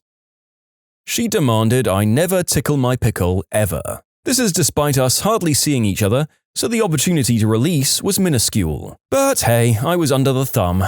It did give me my first and only wet dream, though. Well, you're asking about ridiculous. He demanded that I should answer him anytime he calls, even if I was asleep, not call him back when I wake up. Also, I had a set of 10 rings on one finger, which he demanded to have the one I liked the most, and was like, "Do you prefer material things over me?" that I not wear shorts around males even during summer when I was playing sports, because he didn't want guys looking at my butt and having thoughts about me. Meanwhile, he changed his Facebook profile picture to one of him standing in a boat, facing away from the camera, fully in the buck to show off his butt tattoo. His reason was, yeah, but I'm a guy, so it's different. I've never had such a wonderfully relieving breakup. Can you pinpoint the moment that killed your passion for your job? It was a 3-day weekend, Saturday, Sunday, Monday, and I was already scheduled to work Sunday and Monday. On Saturday, I got a call from work. They needed my telephonic help with something. That didn't require me to go in, so I handled it from home and it took me about 30 minutes. I added 30 minutes to my time card for the work on Saturday, my only day off, and on Tuesday, after his 3-day weekend, my boss tells me the Saturday overtime, 30 minutes, was disapproved because I didn't actually come in. So I just stopped answering my company-paid cell phone outside of work hours. I started working for Radio Shack as a Christmas employee in 1989. When the holiday months were over, they offered me a full-time job and I took it. For the first 4 or 5 months, it was great and I enjoyed coming to work. Then the manager got fired and a new manager took over. At first, he was okay and we got along decently, especially since they'd announced that they were going to move the store to a newly built strip mall where we should see a nice uptick in business. Great! The week of the move, I put in a lot of overtime helping to get the new store set up, putting up shelves, arranging displays, among other things. The weekend we moved, the district manager screwed us. He said he was going to rent a big U-Haul truck and get 15 to 20 people to help us. He did nothing and got nobody, so we were on our own. I worked 36 hours straight, went home for 6 hours sleep, then came back and worked another 12 getting everything moved and set up. The district manager didn't thank me for putting in all those hours and helping. He complained that it took so long to do it and said we were weak. When I went to turn in my time card, my manager didn't want to pay me for all the overtime. He and the district manager tried to convince me to volunteer those hours. When I demanded to be paid, they told me that they might have to let me go because my hours are throwing the store payroll out of whack. I told them that if they wanted to fire me for asking to be paid for the hours I worked, it was fine with me so long as they paid me. After a couple of days of arguing, they agreed to pay me. From that moment on, I didn't give a crap. I started to realize that they didn't care about me and I was just there to collect my check. My moment was when the owners and GM looked at my prostate cancer as a major inconvenience for them. They complained about me being out for surgery and I'd been out less than 2 weeks. I was back after 2 weeks wearing a fricking diaper because I was afraid of losing my job because of my illness. Then they expected me to be concerned whether they made a profit. Yeah, that's likely. My dad went through the same thing. He had prostate cancer and used his vacation time for the surgery. The surgery was in the middle of June, and since he worked in a photography lab where all the photos needed to be developed for weddings, there were a lot of them in that summer. His boss was mad that he didn't postpone the surgery until summer was over. His boss wanted him to delay surgery on a cancer that was already pretty developed so that she didn't have to work as hard. I was a little kid at the time that gave no Fs, but now it makes me mad thinking about it. I'm going to assume that these cases come from a certain United States of a major continent. Try getting away with this in the UK or Europe. My previous job. The owner of the company let go of a secretary due to hard times. It's sad but understandable. He then fired her husband who worked the night shift cleaning crew because I didn't want any retaliation. He took away both sources of income from this family at the height of the recession for no reason other than paranoia. The owner would say, "We're family here." Sure. I frickin' hate that "we're family" bullcrap. We're only family until it becomes even slightly inconvenient. Used to work at a builder's merchant, running the outdoor yard of the place entirely by myself. We should be at least 2 people, 3 people is ideal. Put up with a lot of crap, such as not one single staff bothering to help when it got busy. And it got busy a lot. And being a doormat by working 9 hours straight with no lunch breaks for weeks on end because of lack of staff. Pretty exhausting considering it's manual labor and all outdoors. The bit that got too far was when a health and safety officer showed up one day and decided to write me up for gross negligence of rules even though I was doing exactly what the company told me to do, which then led to me almost losing my job and being on final warning for 6 months. Bear in mind that I'd never had a single warning before, so this was bollocks. Crap like that makes you realize that you're nothing but a freaking number to these companies and actually going way above what you should be doing for a crap job, which is a complete waste of time. If you'd requested lunch breaks and were denied, that's when you call an attorney. You allowed that to happen. An attorney would have told you exactly what to do for a payday and start looking for a new job ASAP. When I was told to peel the remanufactured sticker off the back of the new instruments we were installing for a customer. Worked in big box retail, managed the credit and memberships being sold. Our store had not been in the green in over 7 years. Not only did I take us from the red to the green in 7 months, but had us go from number 26 in our market to number 3. I wasn't given a bonus because I'd only been in my position for 7 months, while cashiers who'd just been there 6 months or fewer did receive a share. Brought it up to the GM and she said it was just how it worked. Not only that, but she expected more out of me and number 3 should not satisfy me. I got up, walked out of the office, and right out of the front door. They called and texted me for 2 weeks straight. Even offered me a promotion to lead a higher department. I declined politely. I now manage a store and make almost double what I did there. Thanks for the motivation to move on, old job. For 7 years, I had a boss who valued the work people did and didn't care how you arrived at the end of the product. Motivated and innovative employees were recognized and generally received additional responsibility and new challenges. Then came the new boss, who was the textbook example of micromanager and ran the department like it was a 50s assembly line. Watched the amount of time people took breaks, watched the minute people arrived and the minute they left. Achievements were no longer recognized and employees were just cogs in a wheel. If there is no incentive to do anything more than the minimum amount of effort, the minimum amount of effort will be done. Was told they'd be hiring someone full-time with higher pay to do my exact same job and I would no longer be qualified. New me apparently wasn't as good as I was. The boss said she forgot how much was involved with a job. Well, yeah, that's easy to do when you give someone else all the work. My boss has told me many times that there's no set arrival or departure time from work, but the general rule is 4 10-hour shifts from Monday to Thursday. I've been getting some of the worst sleep of my life. It's getting better and I'm working on it. So I've been coming in at around 7:30 to 8 a.m., which is probably half an hour to 45 minutes after most people. I'm not missing anything because all anyone ever does for the first hour is fire off emails. If I have an early meeting, I'm never late. I have no problem staying later than anyone else to finish work. All my work gets done before the deadline every time and I never reject additional work. What does my boss do? Gripes at me for coming in when I do, tells me that that's just because the time clock says I'm clocked in doesn't mean I can bill my time if my computer is still booting up. He's the definition of being penny wise and pound foolish. I went from incredibly ambitious to bare minimum effort when I realized how little he valued me since I didn't fit his precise stereotype of what a worker should be, even though I get all of my crap done and it's quality every time.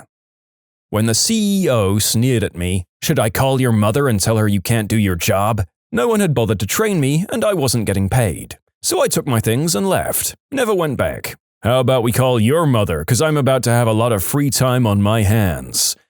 Yes, give that final line, sound the air horns, and walk out of the building flipping off everyone as you go. You're better off without that job. Watched as the district manager for GameStop convinced a clearly poor family that their warranty didn't cover their 3DS. I'm pretty sure it did, so I called the hero line or whatever it was to report him.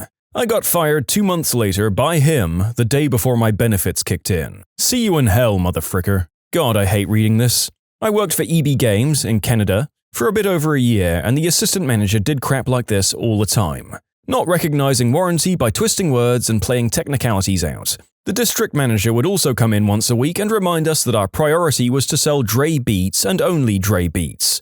Our store was located in a very poor area and no one was going to spend upwards of $600 on a pair of crap headphones. That's rent for most people. And obviously, we failed every month to sell a stupid amount of said headphones. They wanted 10 sold a month and we never sold one. We'd get scolded and put down and promptly compared to a store a few kilometers west in a very wealthy area that would double the sales target. I quit when the assistant manager tried to trick an old lady into buying an entire system when she just wanted a gift card for her grandson. Scummy company.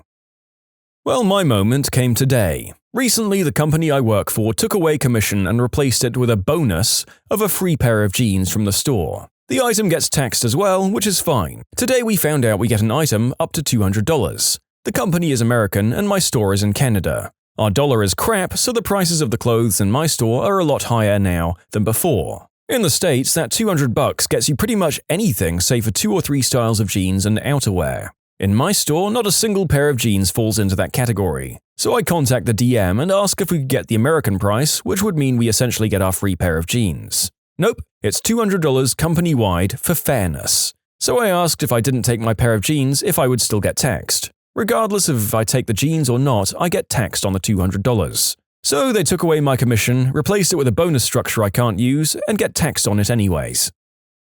when the new guy who relies on me to do his job got promoted. You made the mistake of being indispensable. If you can't be replaced, you can't be promoted. Once I realized that no matter what I did for the company, nothing changed. When I got told that my colleague and I already got paid too much when we asked for a little extra. We're currently paid minimum wage. I had issues transferring store with an old company because they thought I was getting paid too much. Apparently $1 over minimum wage is enough to choose hiring new, untrained employees over someone who could jump in right away and work efficiently. Retail is stupid. You can submit your own stories to be featured here on the channel. The story submission link is in the description below. And if you want to listen to some vibey music in the background, check out easymode, also linked below, and subscribe. I was the general manager of a small chain of retail stores. My boss closed all but one store and let every employee go except for me. Normally we had 4 employees, not including a manager, working at each store. They weren't doing well and we had to cut down on costs, so I understood, buckled down, and ran an entire store by myself. Not only did he never come up to the only store he owned to check on things, but I wasn't allowed to shut down and leave for lunch breaks, and was too busy to eat there. Then he and his wife started going on these 2-week vacations almost every month. She doesn't work, by the way. He came back once and told me he had to cut my pay and needed me to take over purchase orders and do inventory on the entire store every Wednesday. That was it for me. I started sending people to a similar store down the road and found a new job. There's now a for sale sign on his building. I hope he reads this. In short, my boss put more and more responsibility on my shoulders while cutting my pay and taking elaborate vacations because we were short on funds. I never understood why people think it's okay to ask people to do more for less. Yeah, I think what bothers me the most was that he was this huge Christian and would throw up Christ and church and all kinds of stuff to make himself look like a saint, when he really was probably the most dishonorable man I've ever met. When they did layoffs, during the recession, so I understand, but laid off the people who cared about their job and worked their butts off and kept the people for whom it was like pulling teeth to get them to do anything. Well, that, and also when I was interviewing for a promotion and the interview was 15 minutes of them telling me how much they loved my work and how perfect I would be for that position, and then ended with, "And we're giving it to the VP's daughter." Holy crap, that is so cartoonishly stereotypical of evil retail places that it feels like it should be on the show Superstore. Found out that the product reps were given a ton of free product to the store for the managers to distribute to the sales team. The reps would even give the managers the option of getting a few display-only models for customers to check out, or giving products directly to the sales team for them to describe to the customers. The managers would blatantly lie to the reps and would say that giving them to the sales team would help their sales the most, and then the managers would just take all of it. Then these same managers would blame the sales team 100% for poor numbers at our no-commission position. If they're only looking out for themselves, then I'm doing the exact same thing. Both of my mentors, 2 ladies who saw potential in me that I didn't, and helped me turn my life around, were fired, packaged out, within a week of each other. Fired by people who only had started a few months before and then themselves quit a few months later. The company cut out a whole department and transferred their duties to my department. Now we must do 2 people's jobs for a 52-cent per hour raise, and the strict no overtime policy remains. Fast forward 3 months and the company flies all the managers 3,000 plus from across the US to Florida for a meeting where they rent out an amusement park and have a concert by a well-known artist. Needless to say, I'm now the saltiest of salty employees. I worked sales in a radio station. We promoted the heck out of this concert coming up, and usually if the numbers reached that goal, we would get a bonus for it. Usually, a large bonus. We doubled the attendance, easily beating the goal we had, and I received a $10 gift card to Applebee's. Applebee's. Immediately after I got that gift card, I applied for a new job and ended up leaving. When they asked why I was leaving, I decided to be honest and said, when you compensate someone with a $10 gift card to Applebee's for reaching a milestone for a concert, you won't keep many people. I can't believe a $10 gift card to Applebee's is a thing.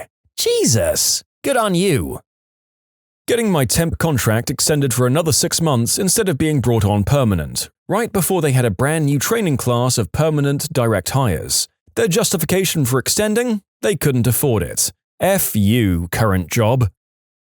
The moment they hired an outside guy and paid him as much as I get to do all the social media work I'd been doing. This is right after a conversation about how great my work has been, and we had a discussion about an increase on my hourly rate due to the extra work. Needless to say, I stepped away from the social media element and they haven't figured out why it's crap now.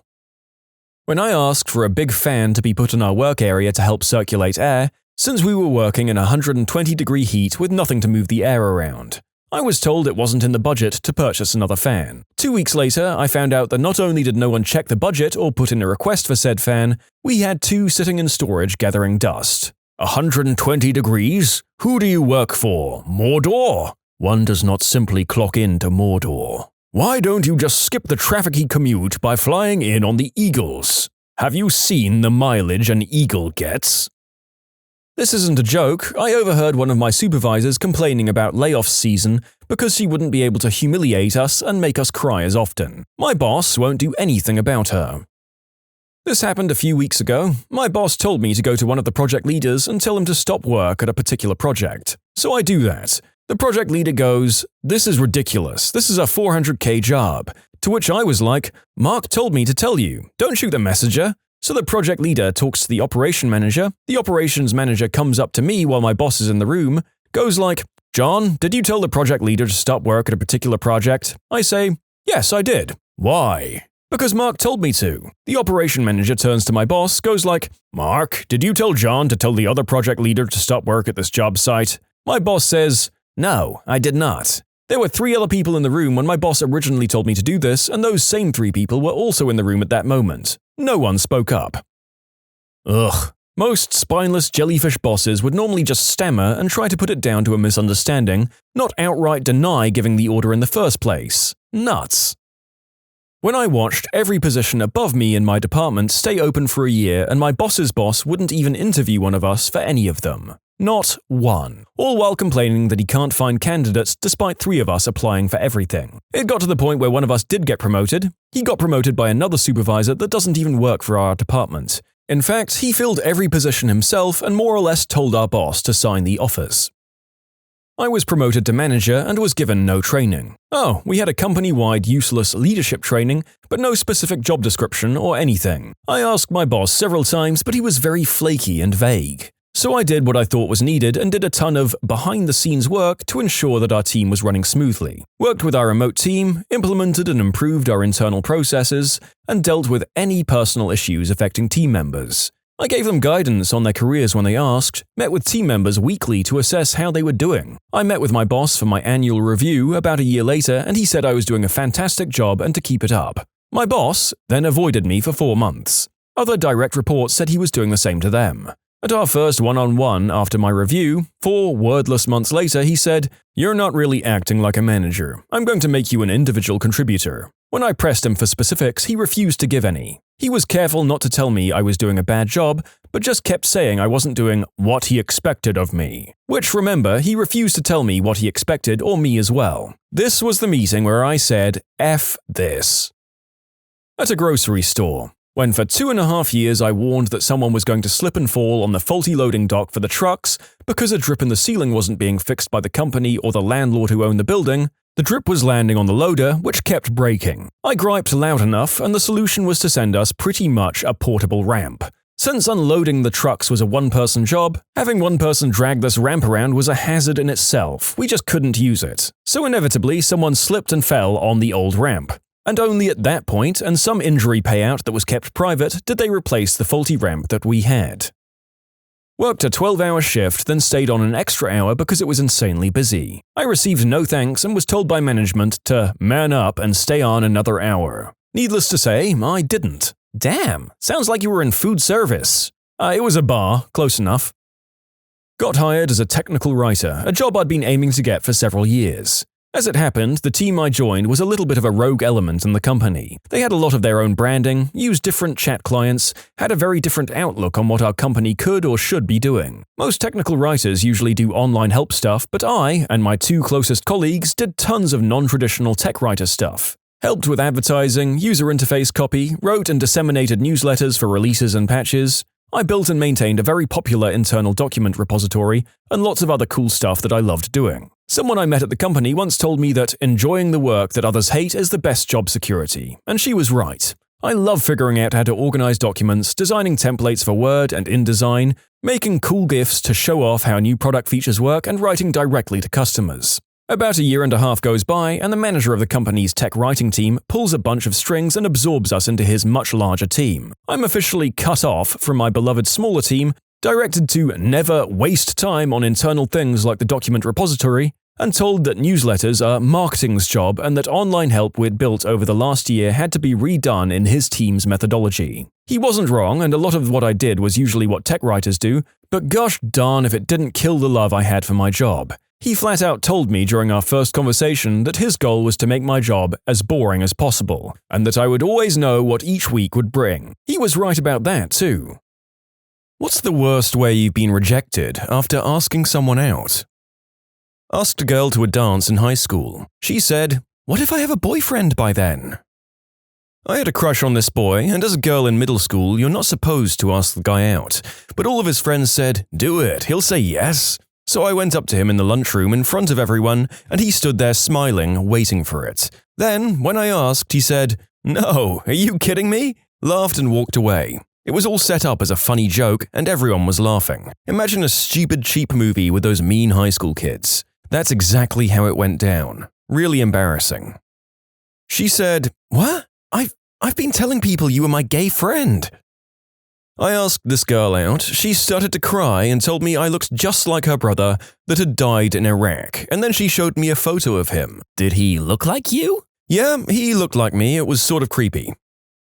When I was about 14, I asked a girl to go out with me. Here's what she said. "But you know you're ugly, don't you?" I mean, you don't have to say that. You can just say no. Why do you add more? That's just cruel. That crap really hurts when you're a teen. That should have been when you replied, "Yeah, that's why I'm asking you." This was back as a freshman in high school, but a popular guy kept asking me out, making a show of it before class started. Eventually, I said yes. He gave me a pitiful look and said, "You know I was just kidding, right?" If you responded seriously in any way, "Yes, no, I have a boyfriend, I don't want to date anyone, whatever," it was, "Did you think I was serious?" If you made a joke, they'd play all wounded and hurt and keep playing that they were serious and that you needed to give them a real answer. If you ignored them, it turned into a big game to make you respond. These people suck. I hated all of this BS. It carries all through high school. Near the end of my senior year, I really liked this chick who was into acting, singing, and all the theatrical stuff. Anyway, I thought she was gorgeous. I flirted, made passes, and tried to ask her out, but she would always avoid me. You can actually typecast me as a jock in high school. I played all sports, but didn't have the jock personality. I actually despised those D-bags. Well, I wrote her a note asking her to meet up and whatnot. She declined, so I stopped bugging her. I ran into her many years later in our hometown over the holidays and asked her why she rejected me. Turns out she thought it was all an elaborate prank. Damn kids. Well, the sad part is that after the story that led into this answer, this girl might have been somewhat justified. Sucks to be everyone. Oh lord, mine said, "Oh my god, you're too early. You see, I really want to go out with Paul, and I decided that if he hadn't asked me out by next Friday, then I would settle for you. So could you please ask me next Saturday? Because then I'll know if I have to or not." This was not junior high or high school. I was 32 and she was 30. Both of us were divorced with children. Just to let anyone who asks know, I didn't ask her out again the following Saturday. The other guy never asked her out either. I continued to run into her for a few years after this incident, and she became a complete train wreck. I definitely dodged a bullet, but I've always felt sorry for her kids. Oh my god, she's raising future people? In first grade, I told some girl I liked that we should go on a date. Somehow, my gosh darn first grade teacher relentlessly made fun of me for it, and the whole class did too. That really messed me up for a bit. I asked a friend to a movie or something when I was 18. She laughed, didn't reply, just laughed. Later, she asked a mutual friend to tell me there was no chance. 2 weeks later, she was at my place asking me to be a date to a party that was coming up and totally into me. I was so confused. You might have really missed out on being pranked there. Good job. You know, my wife has told me a couple of stories about a guy she has a crush on in high school, and when she said it out loud, you could clearly tell the guy was into her, felt mutual attraction, and thanks to her weird behavior, thought that she had rejected him. I think that's the female flip side to all of these. Like, they don't know how to respond to being liked sometimes, and they just insta-reject out of fear. In my wife's case, she had convinced herself that this guy, who was clearly into her, would never be interested in her. I stuttered multiple times while asking her out, and the only thing she said was, "Fail." Then she walked away. I was convinced that the girl was going to come to a movie with me, but she decided that she didn't want to go, so she sent a text saying, "I can't go tonight." Later, I checked Facebook and there were pictures of her with another guy at another movie theater. This was about 3 years ago. When I was in high school, I asked a girl out on a date. She accepted, and when the day came, she told me she couldn't go because she got grounded. I went to a movie with a friend. The girl was sitting in the row behind us, with some guy I didn't know. One time, back in the day of AOL Instant Messenger, this girl was talking to me for a few hours. We had been friends for a few years and I'd always liked her, but she didn't know that. Well, this night she was bugging me about who I liked and wanted to know so bad. Eventually, after probably an hour of deflecting the question, changing the subject, or straight up saying it's private, I said, "You." And she responds with, "Okay, well, I have to go now, bye." She ends up not talking to me for a year, and the only reason she did talk to me was because we were partnered up in a science class that next year. I also learned that around half the grade's girls were over at her house that night for a big sleepover. My school was small and my grade probably had about 30 girls in it, and they all acted noticeably different around me. They wanted to find out who it was so they could embarrass me, as I was a large dude back then and people were making fun of big people. And when they found out it was her, well, I was apparently still the butt of the joke. Middle school was a lot of fun.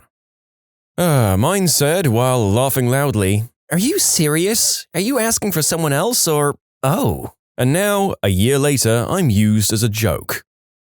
Mine said, "Do I know you?"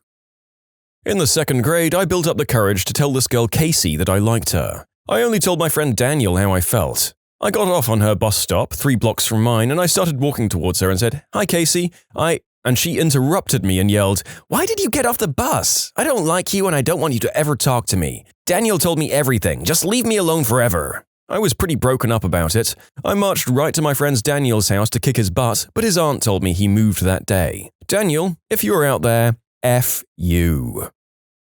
High school, my awkward phase. My mother tells me I'm pretty and I finally get up the courage to ask out the cutest guy in my year to the movies. He says, "I'll have to think about it," and takes my cell phone number, which I thought was a good sign. We texted a few times, arranged a meet-up at the movies. Get to the day and I'm ready to go. I make myself look all pretty and do my hair nice. I get to the movies and he's there, but so are all his friends. All of them, including the guy I liked, are laughing at the absurdity that he could ever want to go out with me. Laughing at the fact that I got dressed up. It was all a big prank. I've never been so humiliated. This is the worst thing on here. That's just awful. What a bunch of absolute eggplants. Well, I got over it. It made me a nicer person as well, I think. I tend to look past people's appearances and look on who they are on the inside. I think it was beneficial in the long run. Asked a guy I was crushing on to prom. He said, "Sure." 2 weeks before prom, I heard that he had asked another girl. Well, I never said yes. Wow, D-bag alert. And weirdly, not the only person in these stories seemingly keeping someone on the back burner as a safety option. At least that's what I assume he was doing. I swear that this wasn't me. A guy I know works at a boutique clothing store and got a crush on this girl that also works in said store. He asked her out and her response was, "I don't appreciate you talking to me." My response? God damn! This thread is not boosting my self-confidence. In 10th grade for prom, I did a big romantic ask involving our school's marquee, the big signs with interchangeable letters outside some schools, and she said yes. However, the night came, I picked her up, she refused to take pictures with me, barely ate her dinner, and turns out when we got to prom that she had used me to get a ride. We lived on the outskirts of Houston, about an hour away. All because she didn't have a car and her actual date lived out where the prom was and didn't want to drive into town to pick her up. So we got to prom. Literally, the second we walk inside, she runs away and jumps into the other guy's arms. I felt real bad, man. Listen, I don't want to sound like an eggplant or anything, but maybe she only said yes because you made such a big spectacle of asking her out and she felt obligated to say yes. Like maybe she felt bad rejecting you in front of the entire school. Then afterwards, she couldn't work up the courage to tell you the truth. Then refused to take pictures or eat because she felt guilty? Or maybe she was just a manipulative B-word. I don't know. Honestly, it's not a great thing to make a grand public romantic gesture as a way of starting a relationship. You should only do something like that when you have reason to believe it's going to go smoothly. Otherwise, it's pretty messed up for all parties involved. I'd find it humiliating to face the choice between turning someone down publicly or saying yes publicly and then turning them down afterwards. Mine told me she would rather eat her own tampon. Many tears were shed that night. Met a girl on OkCupid, we did some chatting and some texting. We decided it's time to meet. I go to the spot and I see her. It's obviously her. She makes eye contact with me from about 20-ish feet away and just keeps on walking. I leave, delete her from my phone, and never heard from her again. I didn't have an OkCupid account for much longer either. What the heck? You planned to meet up, you knew what each other looked like, and she showed up and then walked by? That's cold. At least meet up, hang out, and then politely excuse yourself a bit after you've decided that you're completely uninterested. But walking by? What on earth? I know, right? What really got me is that I was actually thinner than my pics on the site. My logic was that if she had agreed to meet a 15-pound heavier me, she'd be impressed by the new me. I was pretty floored by it. At least have the common decency to let me down like an adult. I don't know if she was nervous or scared, but if she didn't want to eat dinner with me, I honestly didn't care to find out. I'm not going to play any games. This isn't high school. You can submit your own stories to be featured here on the channel. The story submission link is in the description below. And if you want to listen to some vibey music in the background, check out easymode, also linked below, and subscribe. My friend made this girl a card with a poem in it for Valentine's Day, and he asked her out. She said no and laughed at him. It doesn't help that he misspelled beautiful and the poem went like, "Roses are red, violets are blue, you are beautiful." We referred to that day as the Valentine's Day Massacre. I ended up having a huge crush on this girl that started hanging out with my circle of friends via a friend of a friend kind of thing. She'd just hang out with us, play video games, and talk crap with us, and just generally be a cool girl to be around. We were friends for several months before I started having some stronger feelings for her. I finally got the courage to ask her out. She turned me down in what I hope was an attempt to be nice by saying, "I don't think I could look at your face and be happy if I ever slept with you." Was that her way of saying, our friendship is too important for me to complicate it with feelings and intimacy? Although I appreciate your courage in asking me out, I think, for now, a friendship is what I need from you. I convinced myself that that was indeed the case. I ran into her years later and she told me not going out with me was one of her biggest regrets. We ended up going out, drinking too much, and found our way back to my apartment, where we had a great night of crazy one-night fun. I woke up the next morning and she was gone. I never heard from her or saw her again. I guess she really couldn't stand seeing my face after we slept together. Back in high school, I had a girl say something to the effect of, "Oh God, not another one," after she found out I liked her. I'm sorry about that, and I know it must have been hard, but you have to understand that sometimes this is also really hard for the girl. I don't know her and you didn't specify her tone, but not knowing which of your friends really like you and which ones only want to hook up because you're hot is depressing and annoying after the initial ego boost. My friend had that, not me. I wish. I was the awkward one. 12th grade prom, I finally got up the nerve to ask the girl I was dreaming about for like the last 4 years. She said yes to my astonishment, but says sadly she or her family didn't have the money for a dress. I promptly offered to buy a dress for her and she appeared very happy. After some time, she said, "Let's rent a hotel room. We can go early and get it, then go home and change." She went with me to go get the room first thing in the morning. She grabbed the key when the clerk gave it to us and said, "Okay, see you tonight." We'd already planned the limo and paid for it. I found it weird that she wanted it to pick up her first. She said she wanted to meet my parents. Well, I go home and get ready and waiting and waiting. The limo never comes and she doesn't answer the phone. I get a hold of my buddy at the prom and he tells me that she's there with some other guy from another school wearing the dress that I brought her, riding in the limo I paid for, and I'm sure going to the prom I paid for. Needless to say, I have trust issues to this day. A friend of mine asked a girl to dance one night at the club. Her response was, "No thanks, I've only had one drink." All my friends said you're too ugly for me to date. I think the worst part of this is that the lady or gentleman in question is either hiding behind their friends to avoid doing the hard work, or it's genuine and they haven't formed their own opinions. Ugh. Let me preface this by saying that I'm a guy. It was middle school and the last few days of 8th grade. After that, I would have gone off to high school. I wasn't really sure on whether or not I was gay or bi or whatever. All I know is that I had a really big crush on someone I've known since 5th grade. After a tormenting few days, I finally got the courage to write the most intricate, most delicate love letter that I'll probably ever write in my life. I don't think it was creepy. It was along the lines of, "I really like you. I know it's weird for a boy to say that to another boy, but it's the end of the year and I figured I'd throw caution to the wind. At the very least, I'd know that I tried instead of wondering what if." And I asked him out. I gave him this letter. I told him it was extremely personal. Instead of reading it right there, he took it home instead. Tomorrow was the last day. I couldn't have possibly been more stressed. I couldn't eat, I couldn't sleep. My heart was racing the entire night. Finally, the last day of school comes, and I'm sitting on the stairs reading Ender's Game, waiting for the day to start where he comes up to me. Now, since this is the lobby, pretty much the entire student body is crowded in here, waiting for the bell to ring so we can scatter to our homerooms. Right there, loudly, in front of everyone, he took something personal and made it into a public spectacle. I was shut down in front of the entire middle school, and at the same time, outed. I was shocked, mortified, and he didn't even do it nicely or privately. Until right then, he was the nicest guy I've ever known. I didn't cry. I don't think I could have with everyone so silent, watching me like they were. The bell finally broke the silence and everyone else shuffled off. Next year in high school, his friend was in my English class. I don't know how we started the arguing, but he started reciting something that sounded familiar. It was excerpts from the love letter. The guy I had a crush on worked up the courage of 1,000 suns to ask out. He had showed all of his friends. Wow, that was incredibly courageous of you. I rejected someone the worst possible way almost 20 years ago, and it still haunts me. Maybe he feels the same way now, if he was a nice guy before, and like me, he was the biggest little coward back then. The first time I ever had a crush on a boy, I invited him to dinner. I cooked it all on my own and everything. I waited 45 minutes before I finally just went to my room and cried. I was 13.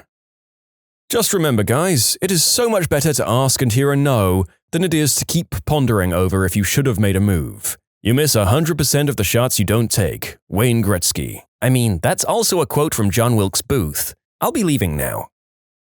I had a crush on a girl for all of middle school and 2 years of high school. After my friend set me up to ask her out, she said yes and we spent a great day together. After I got home, she called me and tells me she's changed her mind. She goes back to her ex and then dumps him a week later. Another mutual friend then invites her over for our 4th of July celebration. I made a custom firework, which you should never ever do by the way, and set it off. The problem was, I dropped a spark into the main chamber as opposed to the fuse. What was essentially 3 flares blew up into my face. I wasn't injured at all, but when I regained composure, all I heard was the girl yelling out to my friend to see if he was okay. In short, blinded by the light, wrapped up like a dink, another runner in the night. She told everyone in my small liberal arts college how awful I was. To this day, I don't understand why. I was completely nice and if anything, too shy. I always feared a girl doing this to me, which is why I was so shy in the first place. She just destroyed my self-confidence for years and years afterwards. I think ignoring me. That's gotta be the worst because it makes you think about trying again. Maybe they didn't hear me. All sorts of possibilities fly through your head. I just want something concrete like, sorry, you're not attractive. Laughter. The laughing is definitely the worst. People really undermine the whole process by saying the worst thing that could happen is she says no. A girl and I were friends in high school and hung out a lot. I liked her but was too shy to ask her out. I was popular and a jock, but overweight and had serious self-esteem issues. Yes, even jocks are human. We flirted and I thought she was giving me the right signs. My crush was the worst kept secret. Everyone knew, even her, but we all just ignored the elephant in the room and continued to be friends until I could work up the courage. On Valentine's Day, I laid a large bouquet of roses and a love letter expressing my feelings and asking her out on her front porch. All I got in return was a thanks. No discussion or anything remotely related to the content of the letter. I was too embarrassed to pursue the issue and pretended it never happened. I then found out through the grapevine that she didn't like me in that way. She was actually waiting and hoping someone else was going to ask her out. I played that off, but I was terribly hurt. Ironically, because we were such good friends, everyone expected me to ask her to prom, including her. It was clear she would have said yes, but we'd have gone as friends. One night I was hanging out with one of my best girl mates, and I impulsively asked her to the prom. She was so excited and said yes, even though we'd be going as friends. When word got out that I'd asked someone else to prom, it was a scandal. The other girl never got asked to prom, and I had a fantastic night with my group of friends. She said yes, but the next day I saw her with another man on the playground. Oh, the woes in the life of a first grader. Just for the guys out there, I want you to know that throughout my life, plenty of guys have asked me out for which there was definitely nothing wrong with them. In fact, I was attached to them and would definitely have said yes had I not had a boyfriend already. Sometimes no just means poor timing. Keep that in mind. I got her number when I asked her initially, bragged about it to my friends, and then when I called later, she responded along the lines of, "Ew, wish you'd just said no from the start so I wouldn't have bragged." I'm into taller guys. that crap affects my confidence on a daily basis. I really do hate being a short guy. After a few weeks of hanging out, I finally asked. He said, "Sure, we can go out sometime, but you know I'm gay, right?" I was so shocked all I could do was say, "No, I did not know that." In elementary school, all of the girls in my class had a crush on the same boy. A bunch of us got together and wrote all of our names on a paper which read, "Circle the girl you liked most." He replied with, "I hate all of you." When you subscribe, make sure to hit the bell to turn on notifications. Put the playlist on in the background to finish listening to all the stories, or if you want some vibey music to put on in the background, check out easymode. If you like Am I the Genius, give Am I the Jerk a shot. Everything linked in the description.